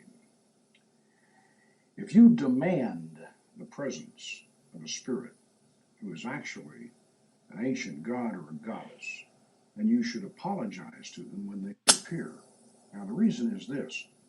Our ancestors transformed these ancient deities into demons and imprisoned them down in the brass vessel of the collective unconscious. Now, you can treat them like medieval demons. You can conjure them with powerful incantations. You can use the cursed chains, or you can torment them into coming by burning their sigils. But then how do you think they're going to treat you? Remember, they are part of you, just as you are a part of the universal mind which we all share. They appear from the collective unconscious through your reflection when you evoke them. And they return to the universal mind through your image when they depart. For this reason, you should treat even the lowest of their number with respect, and the gods and goddesses among them with veneration. And for this reason, you should never, under any circumstances, attempt to use this system of evocation to bring harm to any other person. Now, the reason for this should be obvious, but just to make sure you understand, this would be magically similar to calling up your enemy on the telephone and then detonating a hand grenade inside your phone booth instead of his. He may hear the explosion, but you're the one who's going to get blown up. Think about that. Recall the proverbial wisdom of Solomon. Remember that the genii of the brass vessel were charged with teaching us the arts and the sciences. Therefore, we should use Solomon's magic to grow in wisdom and understanding. We should use these secret methods to explore the inner realms of the astral plane and to experience the glories of the angels and the wonders of the spirit realm. If you use Solomon's magic in God's name and with a pure heart, you have nothing to fear, and others should have no reason to fear you. Now that we've returned from our magical journey, and you understand how Solomon's magic really works, you might be asking yourself, why is all this being revealed? Why are we showing you, without initiation and training, secret techniques that have been closely guarded through the ages? Why have we shown you the actual equipment and how to use it? Well, the truth is, we really didn't want to reveal these techniques to the general public, but in 25 years, during which time I personally initiated and trained over 100 students, it's not surprising that our secrets would leak out. At the present time, there are several small groups presuming to teach our methods, and a few years back, a former member of our order self-published a partial and oversimplified version of our system, which in turn became the authoritative source for a chapter on magical evocation in a beginning primer on ceremonial magic issued by a major publisher.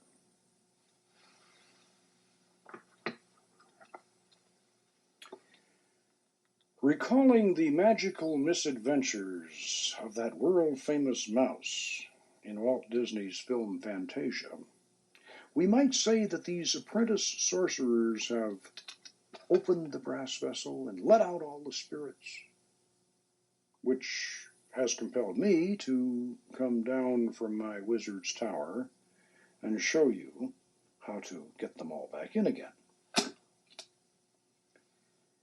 I was responsible for the rediscovery and the modern development of the GOETIA Almadel system we have explained and demonstrated in this video. And because it's no longer a secret, I now feel obligated to make the authentic and genuine system available to all sincere students who want to learn how to correctly practice this ancient art. If you wish to research more deeply into the Solomonic system, please refer to the Book of Solomon's Magic by Carol Polk Runyon. This work serves as an excellent companion to this video cassette. It provides illustrations and detailed instructions, enabling students to create their own temple equipment. Most importantly, this volume contains the Master Mandala, that is the essential key to the successful practice of this art. To order postpaid, send a check or money order for $24.95 plus $7 for foreign airmail to the Church of the Hermetic Sciences in... Make a slight correction on a statement that I made in the original version.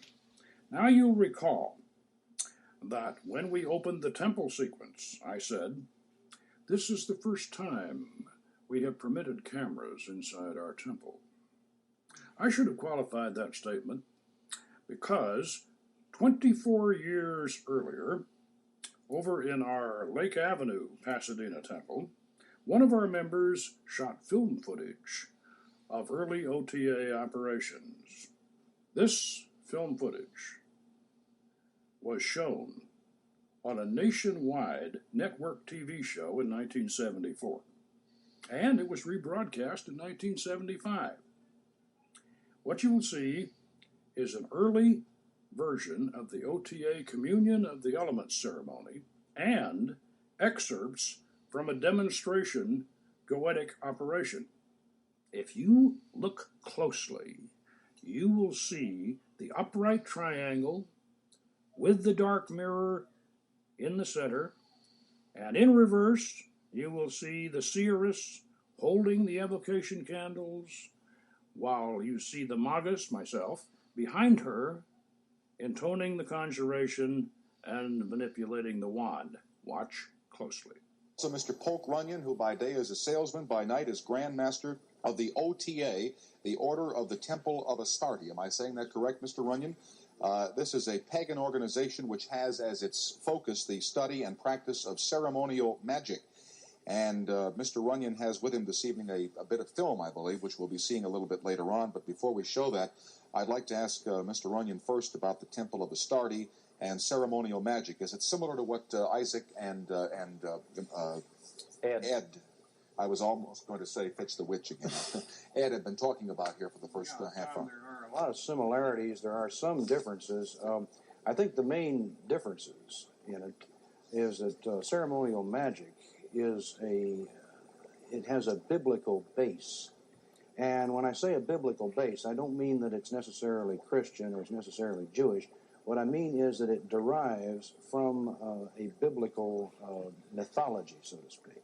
It also has something to do with the legend of Solomon containing the spirits in the brass bottle. You know, the Arabian Nights, the old Arabian Nights story? Mm-hmm. And the idea is, in ceremonial magic, is that one uses the names of power, the various names of God from the ancient Hebrew Kabbalah, to unlock this brass bottle and release these genies, so to speak. Now, actually, these genies are ancient pagan gods. Now, in our particular tradition, they're the gods of ancient Phoenicia or ancient Canaan, the gods of Mesopotamia, and the gods of Egypt. So we're a sort of a Middle Eastern Palestinian tradition, whereas the witchcraft cult is primarily drawing their mythology from Europe, from the Celtic and the Greek and the European tradition. Would turning wine into water be called ceremonial magic? No, I wouldn't call it ceremonial magic. I'd call it a good trick if you could do it. I'm told he did it. Now, let's take a look at this little bit of film, and maybe you can set up what we're going to see here. Right? This will be coming up in just a few seconds. This is right. What you're seeing here is an entrance circumambulation into the OTA temple. The members are coming in and preparing to receive the opening charges, which they'll be receiving as they open the lodge. Now, here is the high priestess opening the temple, and the lights of the lodge, of course, will be lit. This is a communion of the elements. This is a mass of 7 sacraments. You see the dagger and the cup that Ed was talking about there a little while ago. This is a tradition we share with the witchcraft cult. And this communion of the elements takes place around the magic circle, which we'll see in a little bit. The priest and the priestess here are sharing the elements of the communion between themselves before they administer it to the celebrants. Here she is holding the bread and the salt on the pentacle of earth. This is one of the 4 magical weapons. The priest, as you see, is holding the wand. These weapons in our tradition do relate to the Holy Grail legend. There is, of course, the wand, or there's the magic circle you see there, with the name of Raphael, I believe, is the angel we have in that eastern quadrant. The celebrants are going around the circle, deosil, or clockwise, and receiving each of these 4 elements. They will inhale the incense, and they'll take the bread and the salt. They'll drink the wine, and they'll pass their hands over the fire. So you see, this actually has 2 more essential elements. Just for the basis of comparison, could the magic circle be compared to a tabernacle or to a sanctuary of sorts within the temple? Not exactly. I think the better analogy, Tom, would be that it would be a representation of the universe itself. It represents the circular aspect, represents the universe itself, and of course the pentagram in the center of it represents man. You know, the 6-pointed star is here. Now here we have an actual ceremonial magic operation. This is one of these operations where we summon a spirit from the brass bottle in the Arabian Nights. Now you see the magus standing behind the receiver, and she is staring at the triangle of art. Magic is a hypnotic process, and a lot of people don't understand this. They think that something's supposed to come down on a moonbeam or come up through a crack in the floor. That's not the case. Now you notice the magus there wearing the sun cornet is manipulating the wand, but he's intoning a 300-year-old conjuration from the Lemegeton, or Lesser Key of Solomon. The receiver there, or the seeress, is holding the evocation candle, staring at the triangle of art. She is in a trance, and she will evoke one of these god forms from her deep mind, or her unconscious, if you will, and she will see it as an extra personalized entity outside the circle. After what you've just seen, there can be no doubt that we were the original innovators and developers of the dark mirror facial reflection method of Solomon's GOETIC evocation. Thank you for your continued interest and your support.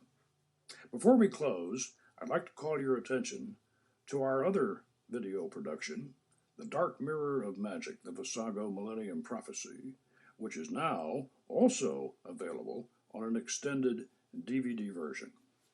This is a complete record of a GOETIC operation in which a major prophecy for the new millennium was revealed and is already coming true.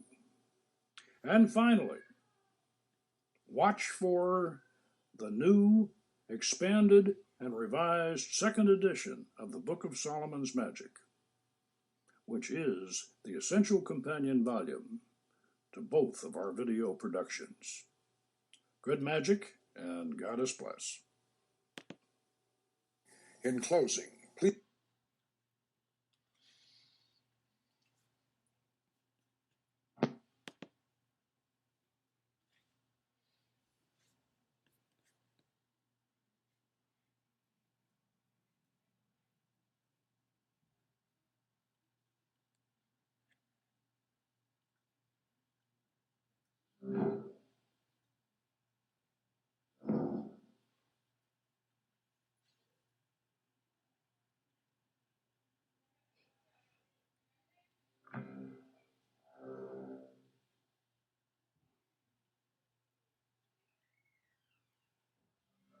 My name is Wayne Darwin. I've been a writer and producer of TV programs and documentaries for some 30 years now.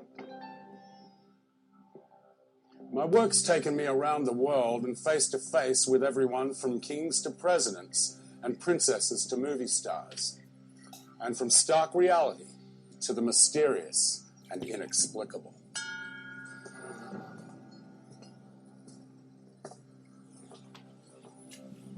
Today I'm speaking to you from a secret sanctuary most people wouldn't believe could even exist in modern America, and which is presided over by a man who in many ways seems to belong to another place and time.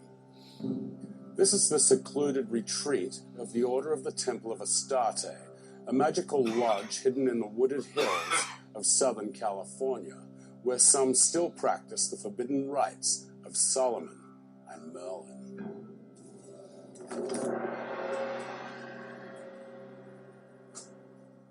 On the evening of January 3rd, 2001, I came here with a professional television news crew at the invitation of Frater Fabian, founder and chief wizard of the OTA, to witness and record a remarkable event.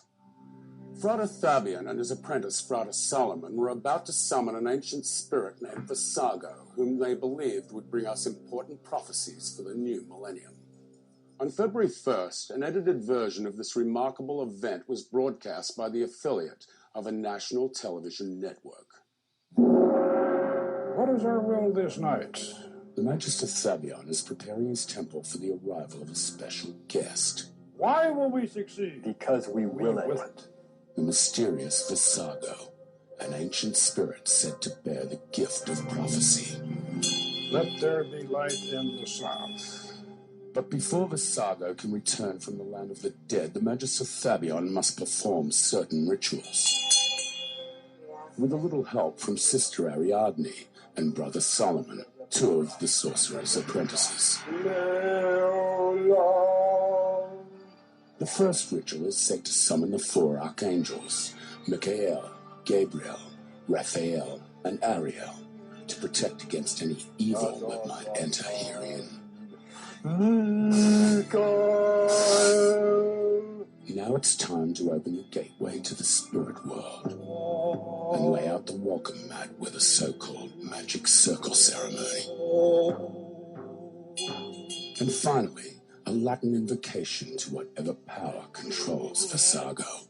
Refugium meum Deus. Now the guest of honor is ready to make his appearance in the black mirror. Brother Solomon sits before the mirror as the Magister Fabian calls the spirit of Visago. Come. Appear before this circle, within that triangle, and speak unto us in a clear, intelligible voice in our mother tongue, free from ambiguity and guile. Come. Brother Solomon appears to fall into a trance. War upon an eastern star. Visago has apparently arrived and is speaking through Brother Solomon. A house divided. God versus Mammon. Visago's visions of the future come in esoteric images reminiscent of the prophecies of the legendary Nostradamus. 3.5 years of strife. I, Reporter 13, certainly cannot judge their authenticity, nor try to interpret them. A presiding one shows his genius, but it is not what you think. Whether they're genuine and what they mean, I will leave up to you, the viewer, to decide for yourself. Great Prince Visago, because you have answered our call, we license you to depart. But then something strange and eerie would happen that carries disturbing echoes of one of Visago's prophecies. The slaying of a son of Africa undoes a man. Just a week after I witnessed this prediction with my own ears and eyes, President Laurent Kabila of the Democratic Republic of the Congo was assassinated. Now, some say prophecy can only be understood when it actually comes to pass. And maybe they're right.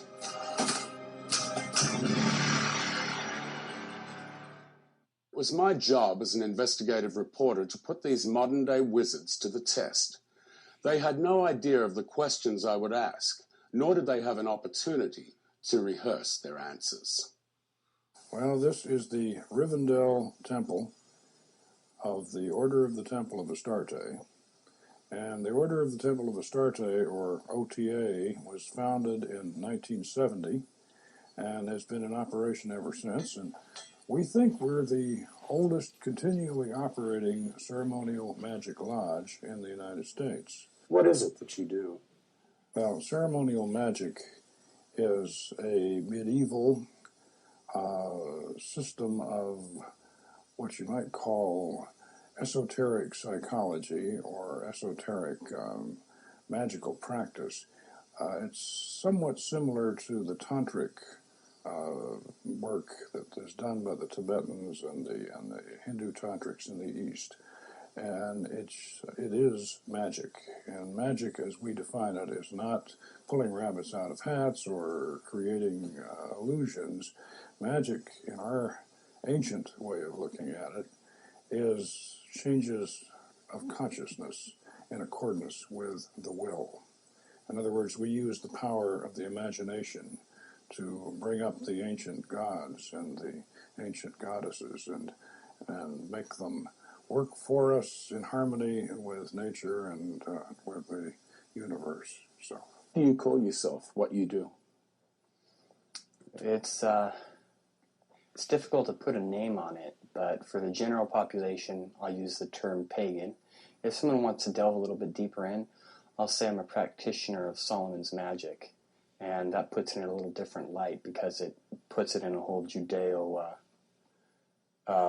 Christian framework a little bit more. What is it we're going to see tonight? well, tonight we're going to call up an ancient spirit named Visago. He's the third spirit in a book of sorcery that we use called the GOETIA of the Leviathan, and Visago is number 3. How old's Visago, and what's the history? He's one spirit I have not been able to locate the origin of. I've studied Biblical Hebrew, and his name just doesn't show up with anything I can piece together in my lexicon. He's at least 1,000 years old. The reason why we're going to do him tonight is because he does prophesy. He is charged with telling the future. Also, he is of a good nature. Visago is a very kindly spirit. He's a good spirit for goetic operators to start off with. He's a great spirit for people who are receiving spirits for the first time to start off with because he's so comfortable, he's so genuine, and he's so caring. Some of these spirits are are not of a good nature, but Visago is definitely one of the good ones. So we thought that that's what we would do, and we have done him before, and we're on good terms with him. Let's put it that way. You have a specialty. You channel. You can be a medium for these spirits with poke. Is that right? That is correct. I am a medium for the 72 spirits. I haven't done all of them, but I've done several of them. And it's a very powerful, empowering spiritual experience every time I do it. You'll always learn something from an operation and get more connected to that positive energy that spirit has to offer you. Have you sometimes, or do you sometimes call up some not so good-natured spirits? I have in the past, and there are some that I will never call again. Once is enough on some of them. For example? Well, I don't want to mention the names because, if I mention the name of one of these really evil entities, immediately there are some unwise and perhaps foolish people who will immediately run out and try to do it. So it's better perhaps that we don't mention the names, but let's just say that they are some of the names that if I did mention, anyone familiar with demonology would immediately recognize them. What experiences have you had with these not-so-nice demons? Well, I remember one time when I was first getting started back 32 years ago, and I really wasn't sure of my abilities to do this sort of thing. And I had a priestess at that time who was a very, very bright woman, and she was in a doctorate program at one of the biggest universities in the country. And she had a very analytical mind. And she really wanted to do this particular demon, and I won't mention the name of the demon, but it was a real demon, and she really was anxious to do this demon. So I tried to get the demon to come to visible appearance in the mirror, and I tried, and I conjured, and I conjured, and I conjured, and I kept asking her, do you see anything, or do you have a presence? And no, she didn't. And she would stand in front of the mirror and on the triangle, and she wouldn't get it. And I must have gone through about 6 or 7 repetitions of the conjuration, and then I began to feel kind of foolish, and I thought, well, this is not going to work. And so I said, let's forget about this. And so we went to we shut the. I just walked out of the circle. At that time I didn't even. I was so disgusted and so disappointed with the procedure that I didn't bother to do a closing pentagram or to close the circle or to banish the spirit or anything like that. So we just left. And then 3 hours later, she grabbed me out of a sound sleep and sunk her fingernails into me and woke me up, and she was staring up at the ceiling, and she said, "There he is." And I had to drag her back into the circle, and we had to exorcise that spirit. And that made from then on out, that made me a believer. How long have you been doing this? I've been doing this about 2 years. How long did it take you to learn how to do it? It took me about 6 months before I was at the point where I could start doing Solomon's magic with the goetic mirror. You studied under Pope? Yes. What is the purpose for calling some other spirits? Give me a couple of examples.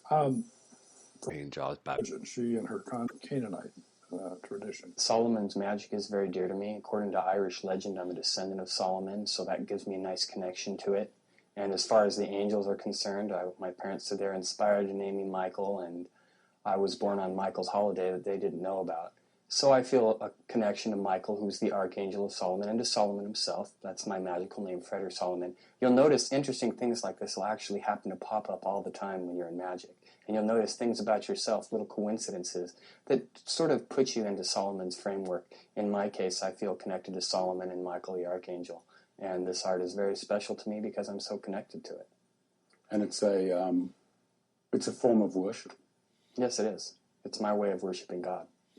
How can they help you? They can help you by inspiring you, your creativity. They certainly aren't going to help you win the lottery, or they might, but I mean that's not the purpose, is to win the lottery or to be successful in the stock market. We don't do it for that reason. Magic is what you might call a spiritual art form. It's like spiritual grand opera. We have poetry, we have music, we have drama, we have beautiful sets and costumes, and all of these combine to inspire us. We use the same sort of inspiration that you would get at a good church service, the same wonderful patriotic feeling you'd feel at a parade. These emotions are what we use to galvanize us spiritually and to stimulate our creativity and enrich our lives. Is it a form of worship of God? Worship enters into it, but as something that you choose to do to get the benefit of it. The Easterners have a term for it called Bhakti-Yoga. It means the yoga of worship, but yoga is a system. So if we worship a deity, a goddess, or a god or something like that, we're doing it for a purpose, not because we're in awe of this or that we're groveling at the feet of this deity. No, we use worship, and we believe something we choose to believe, not because we have to believe it. We choose to believe it in order to achieve a purpose. Is it another way of a worship of God, or is God not a word you would use? In our philosophy, in the Hermetic philosophy, God, in his or her highest essence, is ineffable. You can't understand or even conceive of God as in the highest form.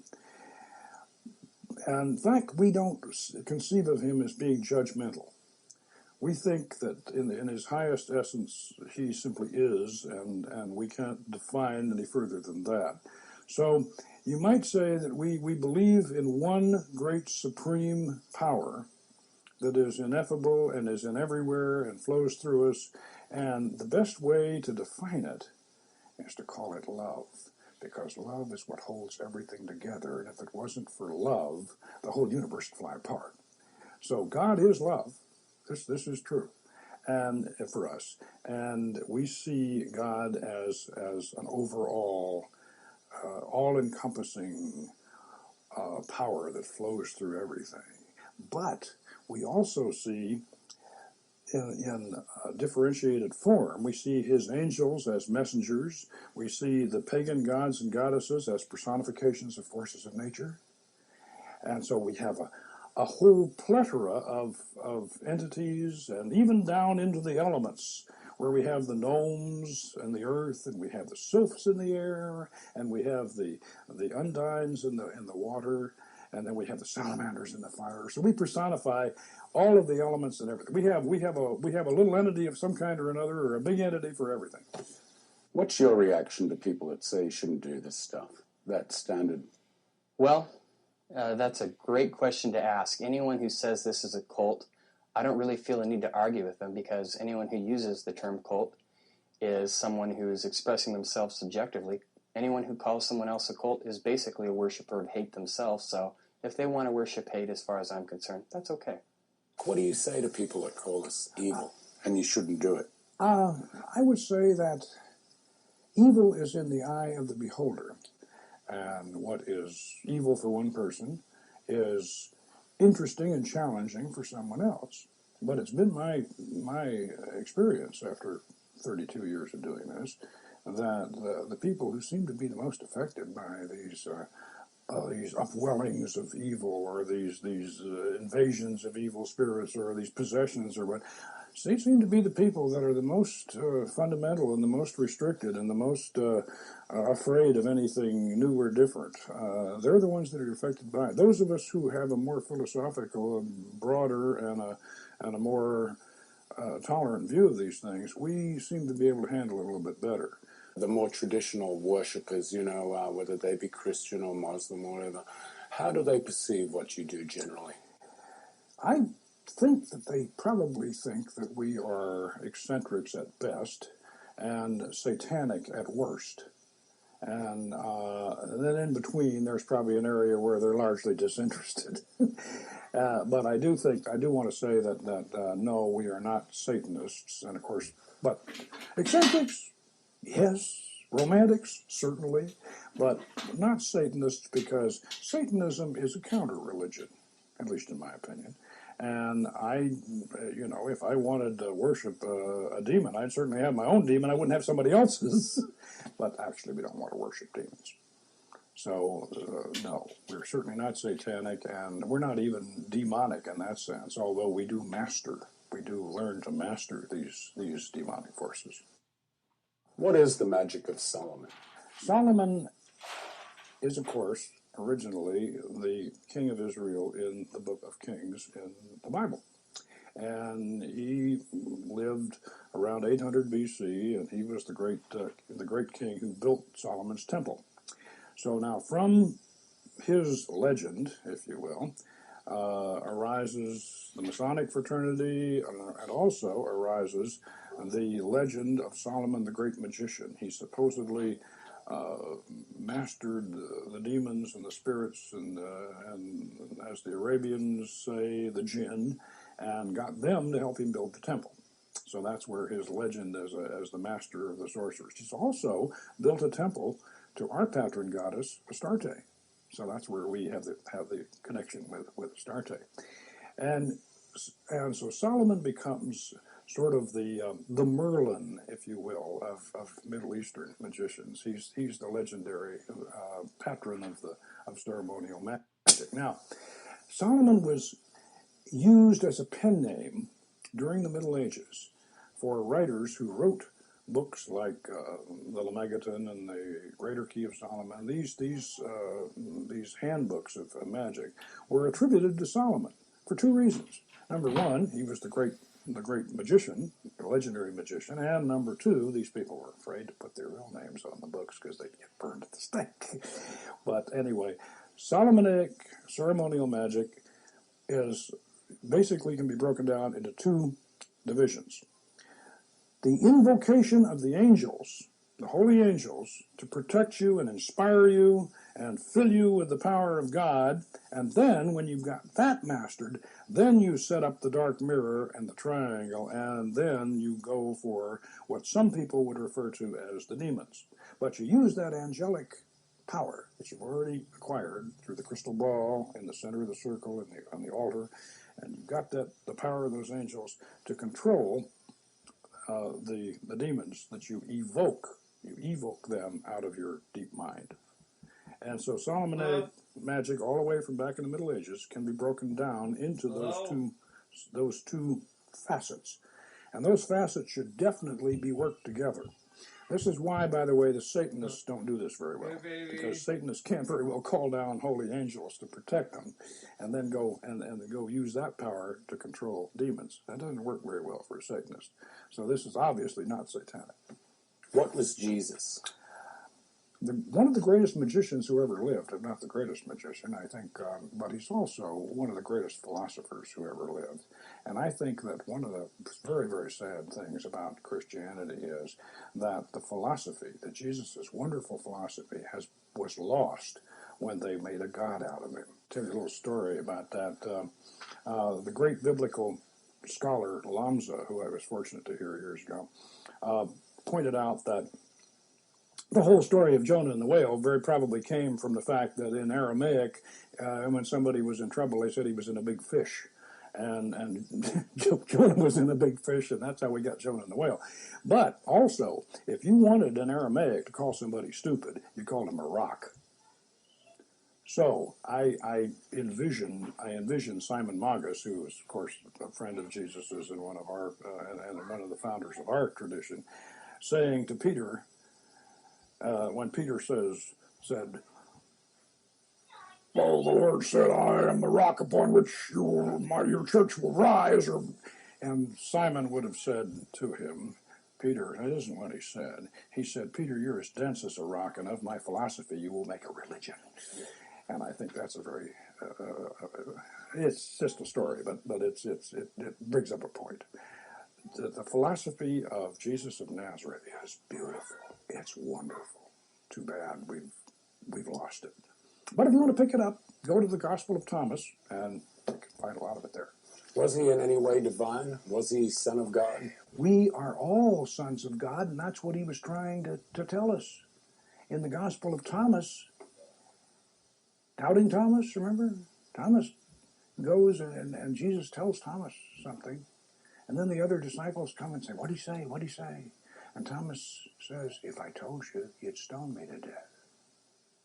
And he could pretty well figure what Jesus whispered in Thomas's ear. I'm God, and so are you. And that, I think, was the message. Because the whole Christian Trinity is Father, Son, and Holy Ghost. This is basic Gnosticism. The Father is across the abyss. The Holy Ghost is that part of the Father that's within us, that holy spark. And the Son is the messenger who comes to tell us, hey, God's right inside you. Tell me the procedure we're going to go through tonight, just what you're going to do, what we're going to see. What you're going to see is the evocation stage of Solomon's magic. This is the advanced stage after you have gone through the series of angelic invocations, which we're not going to specifically do tonight. They've already been done. We've got the angels already inside us and on our side, but we are going to invoke those angels with a pentagram ritual. Mike's going to do that, Frater Solomon. He's going to invoke the angels in a pentagram ritual. Then I'm going to open up the psychic centers, because we are, as far as I know, we are the only lodge in the West that has a full operating system of chakras. We have all the planets and the spheres of the Kabbalistic tree of life right in one straight line. So we operate that way. So we're going to have a ritual after Mike does his pentagram ritual and establishes these four angels that we're talking about and gets them to protect us and cast the circle. Then I'm going to open up the particular sphere that we're working in, the lunar sphere. Then from there, we're going to go on up to the sphere of Jupiter. And then we're going to circumambulate around the circle, the magic circle, clockwise, sunwise. And then we're going to get on that mirror, and Mike is going to be staring into the mirror, and I'm going to sit behind him as the magus, and I'm going to conjure, and he will go into a trance. We'll both be in a trance, actually. What happens to you? Before I'll ever do an operation, I usually know what spirit I'm going to do, and my mindset will already begin to be geared towards that spirit, and I'll already be interacting with the energies of that spirit. And then by the time I do the operation, the spiritual energies from that spirit will actually come inside of me, to the point that I'll be able to look in that mirror, and my reflection will actually morph into the spirit that I'm having a conversation with. His reflection blanks out, and as I'm conjuring, then what comes back in is going to be the spirit. What does it feel like? Are you aware of what's happening, or are you in a total trance? Can you remember what's happened? I am aware of what is happening, but there is somewhat of a transformation that does occur. So what's inside of me isn't really what's me speaking. It's these ideas that are pouring through me from a foreign energy. And these foreign energies will begin to express themselves in their own unique ways that I'll eventually realize are not my own thoughts. He also specializes in his prophecy. So we'll be getting an oracle from Visago tonight, very likely. So we could get some very interesting prophecies. Indeed. It'd be interesting to hear what he has to say. When we videotaped the actual summoning of the spirit in the temple, there were no rehearsals and no retakes. So what you're about to see is real, shown exactly as it happened. And in my professional opinion, it's one of the most remarkable documentations of a supernatural event ever recorded.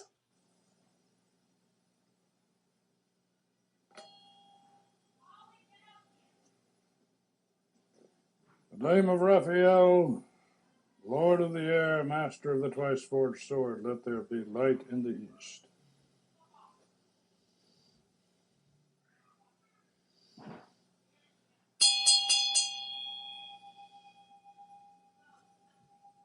In the name of Gabriel, Lady of the waters, mistress of the Holy Grail, let there be light in the west.